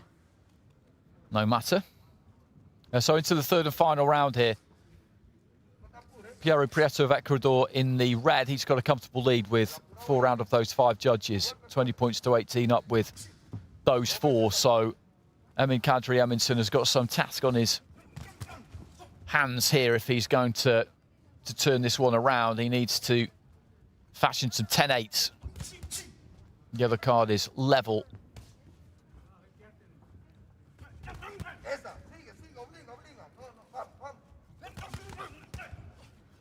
Good left hand that from Prieto. Ladies and gentlemen, the winner of this bout by unanimous decision is the boxer. Blue corner, Vladislav Kozik, Moldova. Sube la mano. Ahí. Pegando. Sal de ahí, mira. Busca centro ring.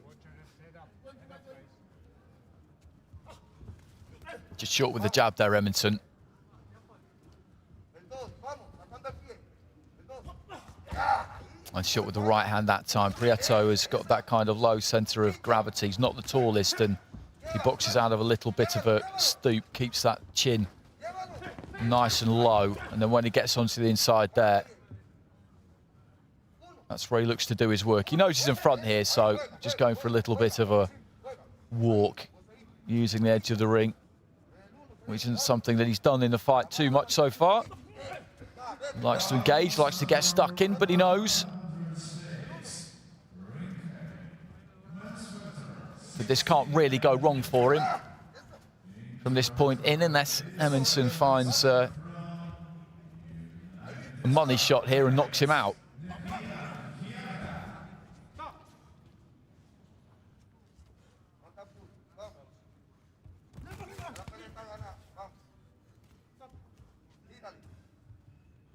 And his opponent in the blue corner, representing Jordan, Anas. El 5. Eso, pero con el 2. Eso. Sal de ahí, sal de ahí. Sal de ahí. Sal de ahí.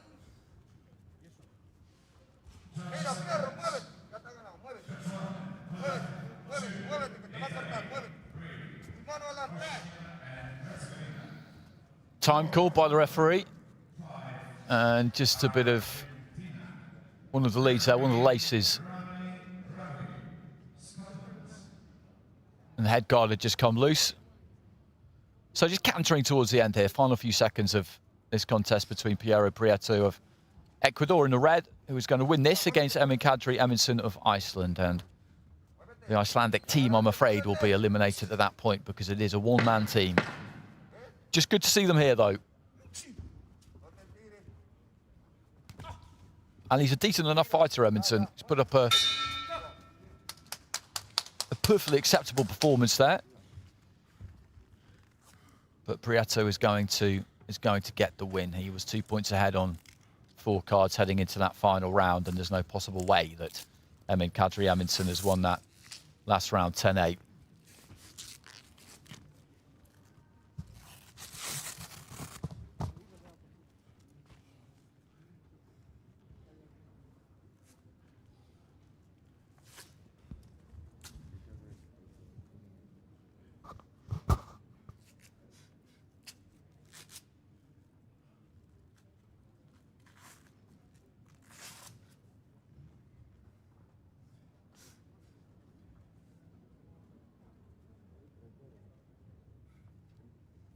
Ladies and gentlemen, in the ring B, win on points by split decision.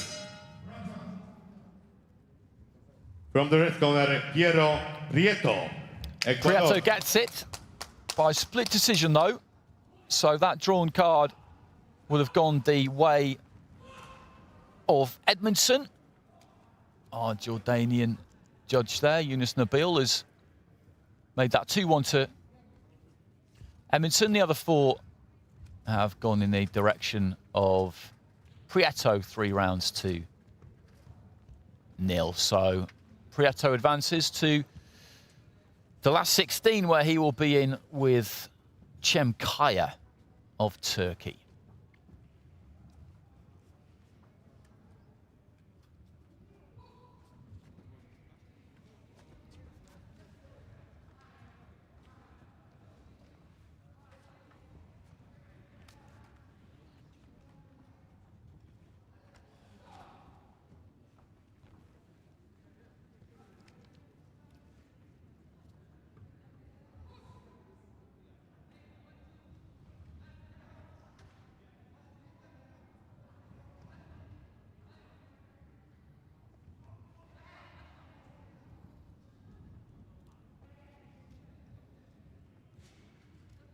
Ladies and gentlemen, we have the bout number 120. In the ring B, men's 69 kilogram, please, into the red corner from Uzbekistan, Alkon Abdullayev. So coming into the red corner here, Alkon Abdullayev of Uzbekistan, a rated fighter, from what I'm told, what my spies tell me. He's got some worthwhile senior experience under his belt too, which is quite unusual for his opponent, youth internationals. Into the blue corner from Morocco, Zoe Fra. And coming into the blue corner from Morocco, Zohir Kairaoui.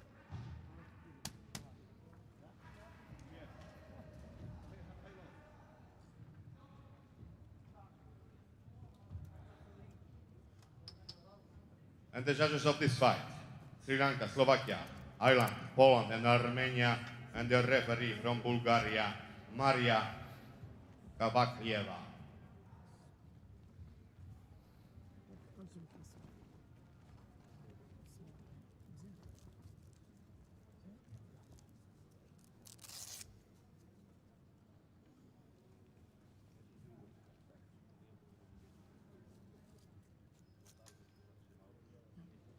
So this is the penultimate fight of the evening session in Ring B. Been another good session. Plenty of good fights. And that's Zohir Kairaoui of Morocco in the blue corner. In the red corner, we've got Alkon Abdullayev of Uzbekistan.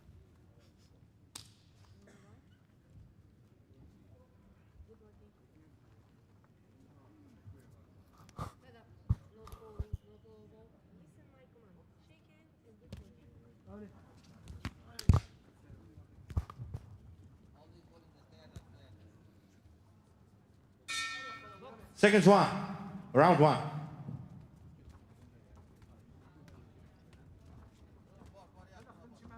Abdullayev in the red. Southpaw, Kairaoui boxing out of the orthodox stance. Looking for a big right hand there, Kairaoui, followed by a left. The left, I think, at least half landed. And the front feet just clashing a little bit there, as they can do, between orthodox and southpaw. Kairaoui just stumbling into the ropes, away to my left. Aiming that left hand there. Abdullayev didn't land it. He's been a bit open at times, the Uzbek. Well, he's looked for that left, and Kairaoui comes forward, catches him with the right hand, and he's trying to put it on him a bit here, Kairaoui, and he's doing a decent enough job of it. He does like to sway back at the waist, Abdullayev. So maybe that right hand from Kairaoui didn't land completely clean. It was right above me. And Abdullayev had his back to me.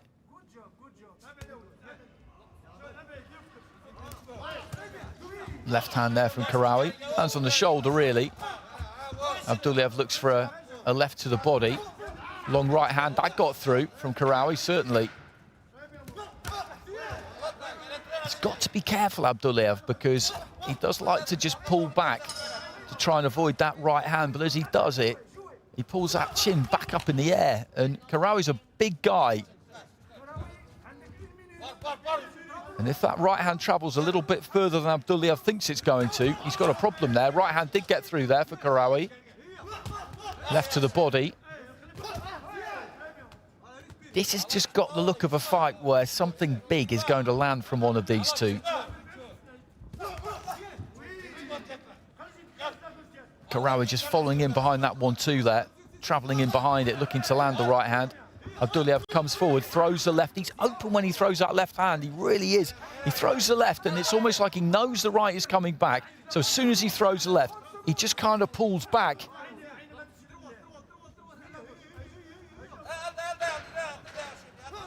And every now and again, he's kind of pulling off that left hand before he's even really thrown it.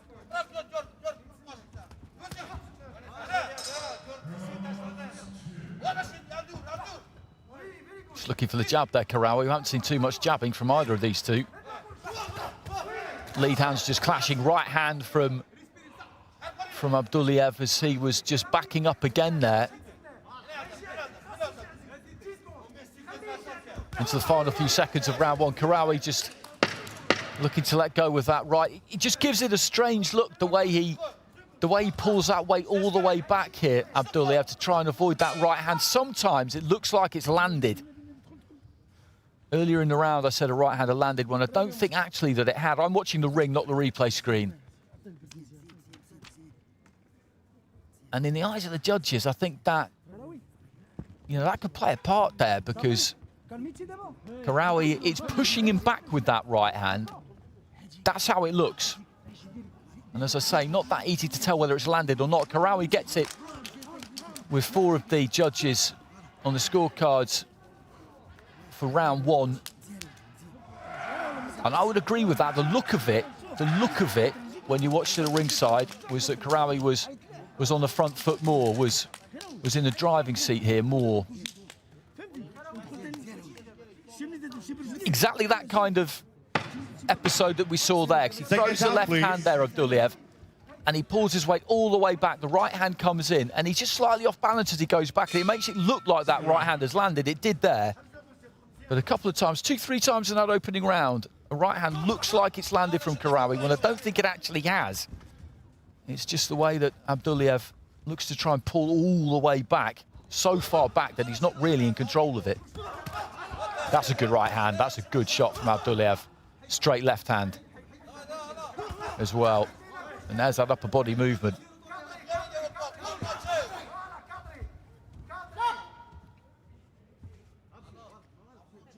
Reminds you a little bit the way he pulls so far back of Julio La Cruz. He seems to have defied gravity over the years with the angles he's been able to take up, dipping at the waist, pulling that weight every which way.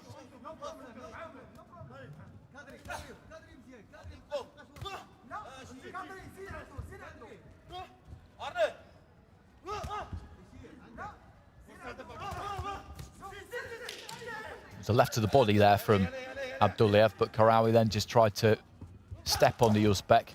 It's Abduliev in the red, remember, of Uzbekistan with the UZB on the back, and Khrystyna of Morocco is in the blue. And again, just looks to try and bull Abduliev into the corner, heading towards the midway point of round 2. Good jab there from Khrystyna.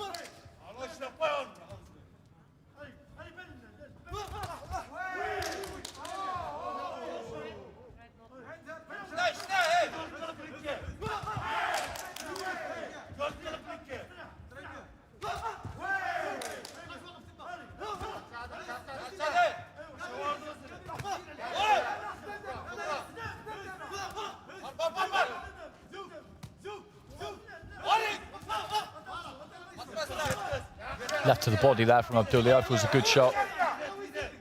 Got some real force on that. Final minute of the round, Khrystyna rolling forward, weight coming well forward there. Didn't really have enough room to use the left hand.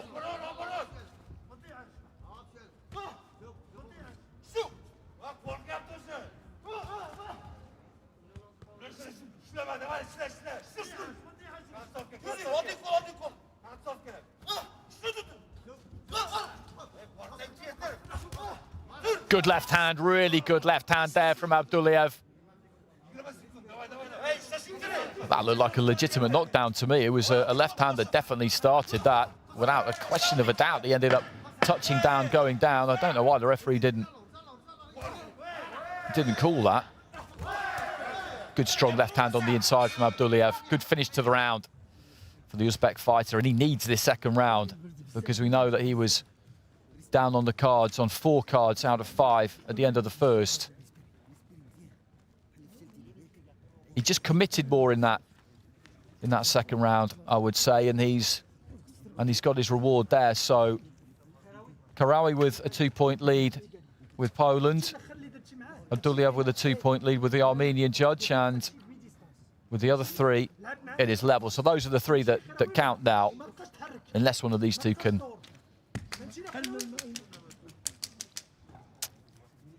win around 10-8. But if they can win around 10-8, then it's obviously a clear round win, and they'll have taken those 3 level cards as well. So it's those 3 level cards that really matter. The aim for each one of these two is to convert 2 of those draws into a win. Seconds out, please. Maybe that left hand was landed a little bit with the inside of the glove, and he ended up dragging him down slightly.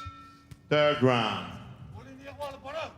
So into the third round, and this very evenly poised. Abdullayev of Uzbekistan in the red, Khrystyna of Morocco in the blue.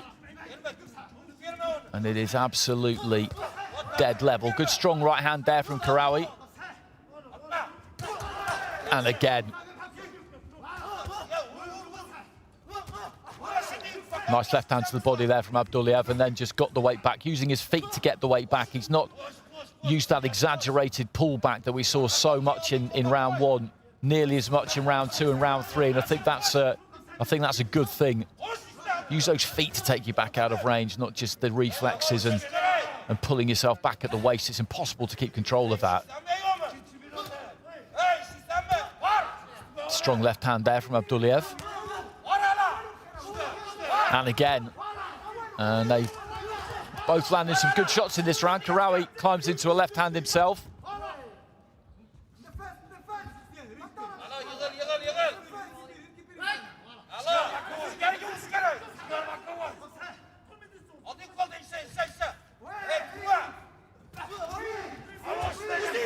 Khrystyna made to miss, looked a little bit weary there, and Abdullayev let go with a big left hand but couldn't quite land it.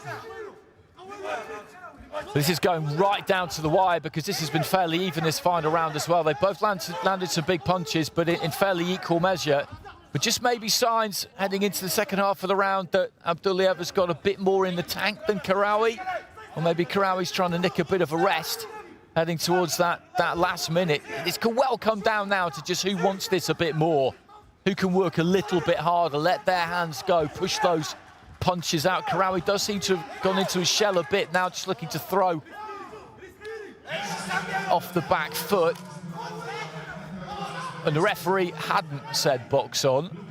I don't know what Khrystyna was doing. She was warning Abdullayev about a low punch. I just wondered for a second there if she was going to take a point, because that would have been, well, that could have been a calamity for Abdullayev.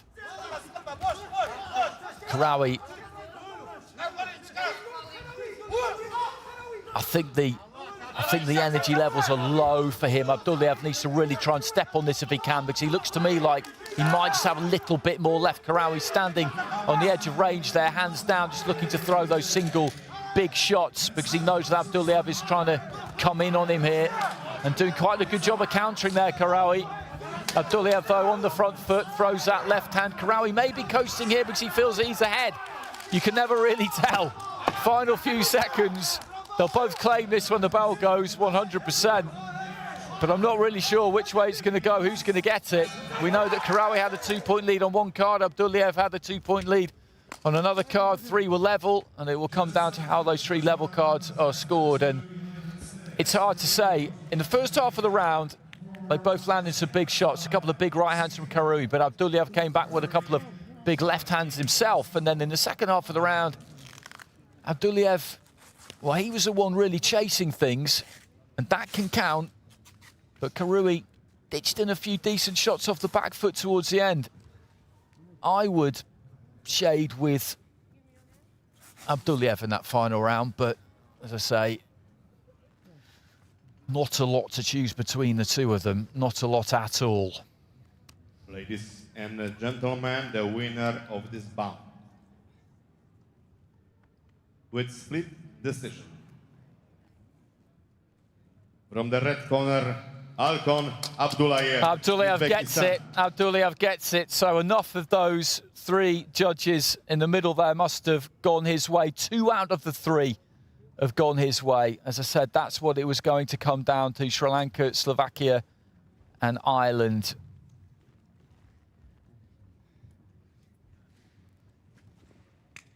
Split scoring in that final round. Those 3 in the middle, those 3 at the top there, I beg your pardon, they were the ones that mattered. And how close is that?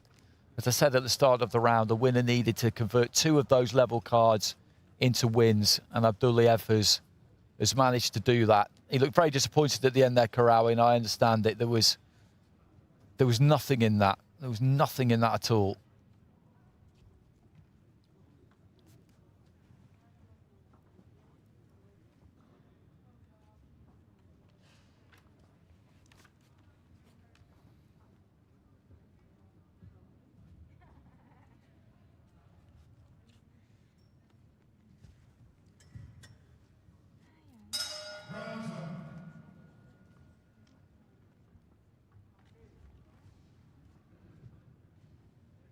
In the ring B, we have the fight number 121.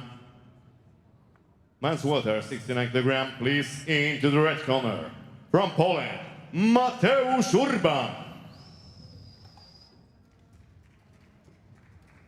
So, final fight of the evening session in Ring B, and we will finish off with a home fighter, Mateusz Urban, making his way to the red corner. We saw him beat Petar Knežević of Croatia by unanimous decision in the first preliminary round. One of a handful of fighters who had to box in the first prelim round in the welterweight division. His opponent, to the blue corner, from Azerbaijan, Samir Nasirov. And in the blue corner, Samir Nasirov of Azerbaijan.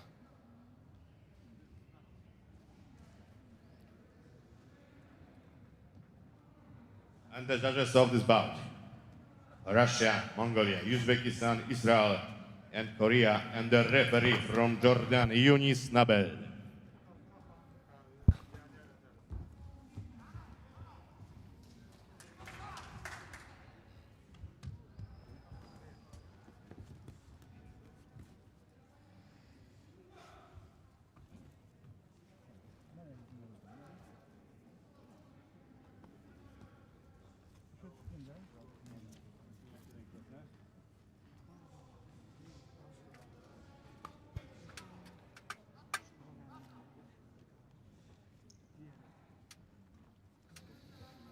Our final panel of judges. This bout number 14 of the evening session, bout 121 in total.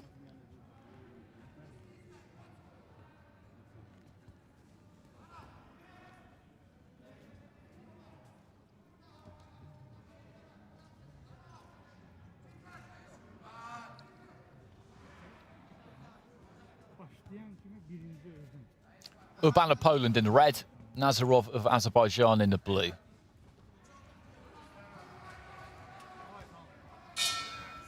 Round one.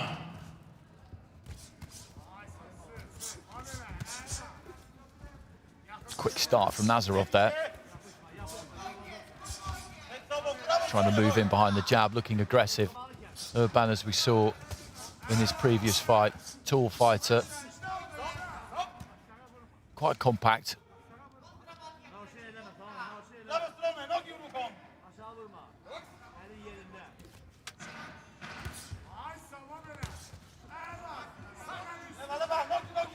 Nasirov just inching forward, looking for that right hand. A couple of good right hands on the inside there from Nasirov, and Urban is being tested out here early on. He needs to demonstrate to Nasirov that he's got some power here. He's got to get his respect, otherwise Nasirov is just going to walk him down and try and bully him, basically.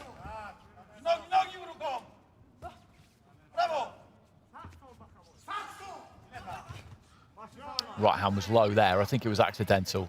Definitely accidental. Just slipped a little bit as he threw it, I think. Good right hand there from Urban. That was nice work. He moved in behind the jab, really for the first time, kind of moved in behind that lead left hand and then poked through a nice, crisp, short right.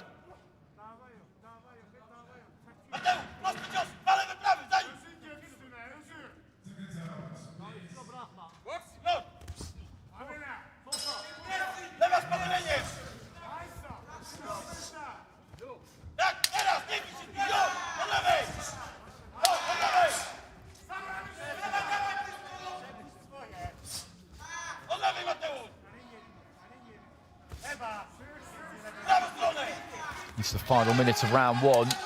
Lots been thrown in this opening round. Urban continued there. The referee did tell him to stop. Nasirov had spun round, just tapped him to the face a couple of times with the left hand, and down he goes there. Nasirov wipes the gloves off. That was just a clash, really, that ended up a little bit of a tangle and him going down.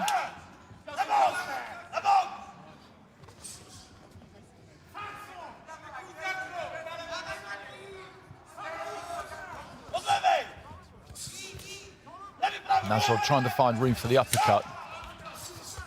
Did find room for the uppercut that time. That was a decent shot. Left uppercut there, though, from Urban.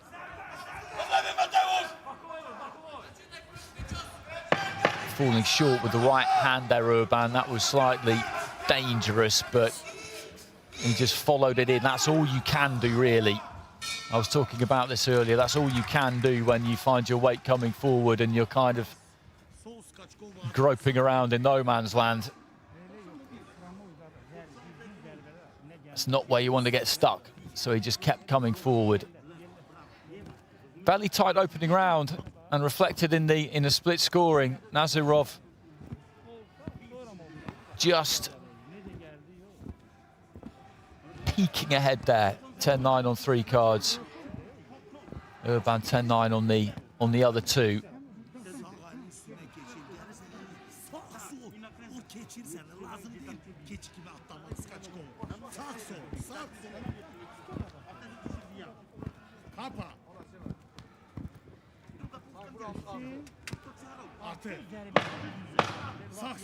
Seconds out, please.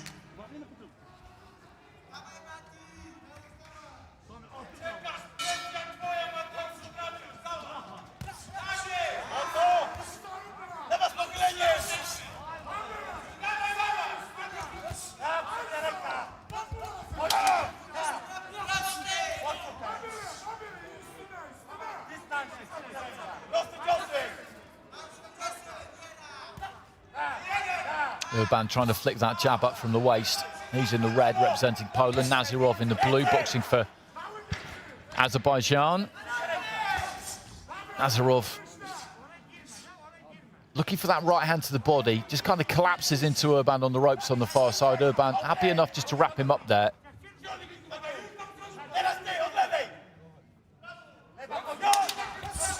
Good jab there from Urban. Nazarov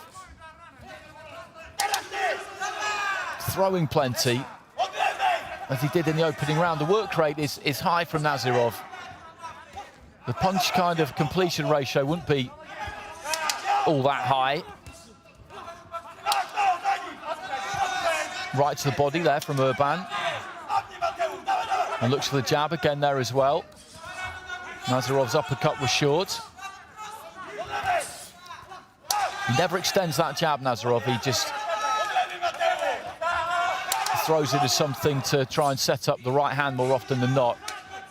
Right hand to the body and then goes upstairs. Nice 1-2 there from Urban. This is a good fight. Midway through the second round, it's still very, very even.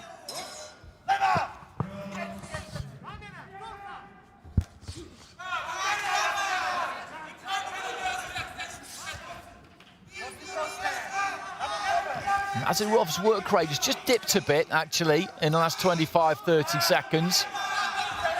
It will take a lot out of you to fight the way that he does. Urban of the 2 is just slightly more economical, I would say. He's more orthodox in the way that he delivers his punches. He doesn't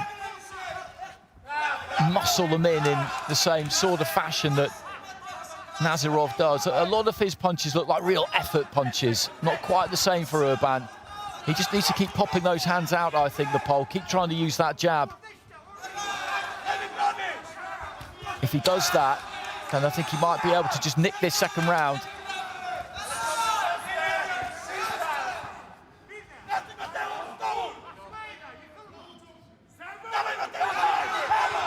Just that kind of position there where they were standing on each other and no one was really doing anything. Urban just got a couple away. Just a little clip on the inside there too. Nazarov is happy to lean in and get hold there, and Urban was too, to be perfectly honest. They're both blowing a bit towards the end of the second. I don't blame them. This has been a hot pace. Nice right hand there from Urban. Bell goes at the end of the second round. Interesting, very interesting and important to see how the judges will score that one. Big effort again from Nazarov, but the work rate diminished in that final minute. And I thought Urban did some good work towards the closing stages there, and that's reflected in the scoring. And this is nicely set up now because Urban has got a 2-point lead with Alexander Kamadov of Uzbekistan. The other 4 cards are level at 19 apiece. So he needs 2 of those to go his way to get the all-important 3 casting votes from the judges. And of those 4, Nazarov needs 3 of them. was that final minute of the round, I think, Seconds out, please. that won in the round there, Urban, for me anyway. And for the reasons I kind of stated, Nazarov Third round. puts a lot of effort into almost everything he throws, whereas Urban has just got that little bit more technique and therefore a bit more economy about him. But this final round is just going to be about effort, most likely. Who's got more left of these two? Right hand on the inside there, the uppercut from Nazarov. Seemed to just jerk the head back there of Urban. Matthias Urban of Poland in the red, Sami Nazarov of Azerbaijan in the blue. And a good fight, this real close fight. We've had some very close ones in Ring B today. Nice right hand there from Urban. And he just looked slightly, ever so slightly shaky as he took a backward step from that Nazarov.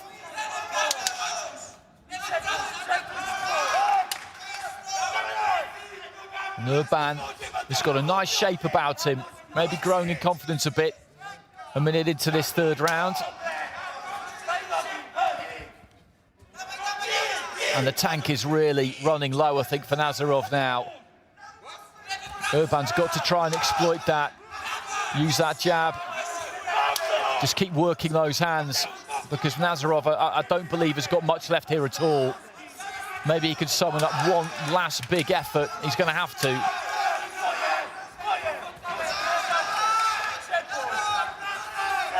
And that's good from Urban. Climbs into the left hand and has just got Nazarov where he needs him on the ropes, backed up into the corner here. And the Pole is just getting to work as best he can. Nazarov just throws a left hand, but it's a little bit of a desperate punch. He's just throwing now to try and keep Urban off him. There's not really anything on those shots. Urban comes forward again. Nazarov trying to work on the inside. Urban feeling this as well now, though, heading into the final minute. Great fight to finish the day with. Level on 4 cards going into the final round, remember. Urban with a 2-point advantage on the other one, so he needs 2 of those 4. He needs to convert 2 of those 4 to his advantage. Nazarov needs 3 out of those 4. Nazarov looks absolutely dead on his feet. Let's go with the right hand. He's still swinging. Urban's just not really able to capitalise as much as certainly he would like in the later stages. And a tired-looking right hand from him, right to the body there from Nazarov. If just one of them can summon up a finish here and land something nice and solid towards the end, then that could really make the big difference. For me, Urban is taking this final round. That's the way I'm seeing it. Right hand there from Urban. He was almost off both his feet there as he threw it. Leads off with the left uppercut. Couldn't quite land it. A look over to his corner there for Urban. Good right hand there, chopping down right hand to finish the fight. And both of them absolutely spent. Urban just collapsing into the ropes there. I think he's done enough in that final round. We'll wait and see what the judges think, but it was a cracking fight to finish with. Really evenly matched through the first 2 rounds. Nazarov shading it with the judges. 3 judges to do in the first round. Urban getting it. Again, split scoring in the second round, and as you know, because I've reiterated a number of times, there were 4 level cards going into that third and final round. Urban needed to get 2 of them because he was 2 points clear on the other. Nazarov needs to get 3 of them, and I don't see it for Nazarov, I'm afraid. He's put an enormous amount into that, but I don't see it. So, ladies and gentlemen, we have the results of our last fight in this session, the fight number 121 in the Ring B. The winner on points with unanimous decision. From the red corner, Mateusz Urban. Urban gets it, and as soon as you heard the announcement of unanimous decision, you knew it was going to go his way because he had that 2-point margin with one of the judges, and there's just no way that could ever have been turned around. And the other 4 have all gone his way as well in that final round, and it's the right decision because he just had a bit more left in that third and final round. He held his shape together throughout the course of the 3 rounds a bit better than Nazarov, who, as I said, is a real kind of muscle effort fighter. Sergei Krudasov's gone 10-8 there, actually, for Urban in the final round. I could kind of see that because Nazarov at times looked out on his feet. And so Urban goes through to the next round where he will be in with Abduliev, who squeezed through via split decision we saw in that penultimate fight against Karawi. So we'll just finish here with some highlights of that last fight. And what a cracking fight it was in the balance. Right up until the end there, really. And it rounds off what's been a good day, really good day. There's some good action in the afternoon and plenty of good action in the evening. We will be back with a lot more on day 4 tomorrow. So this is Andy Clark signing off in Ring B. Please do join us again from Kielce, from the Halle Legionov, for another day tomorrow in the 2021 AIBA Youth Men's and Women's Youth World Championships.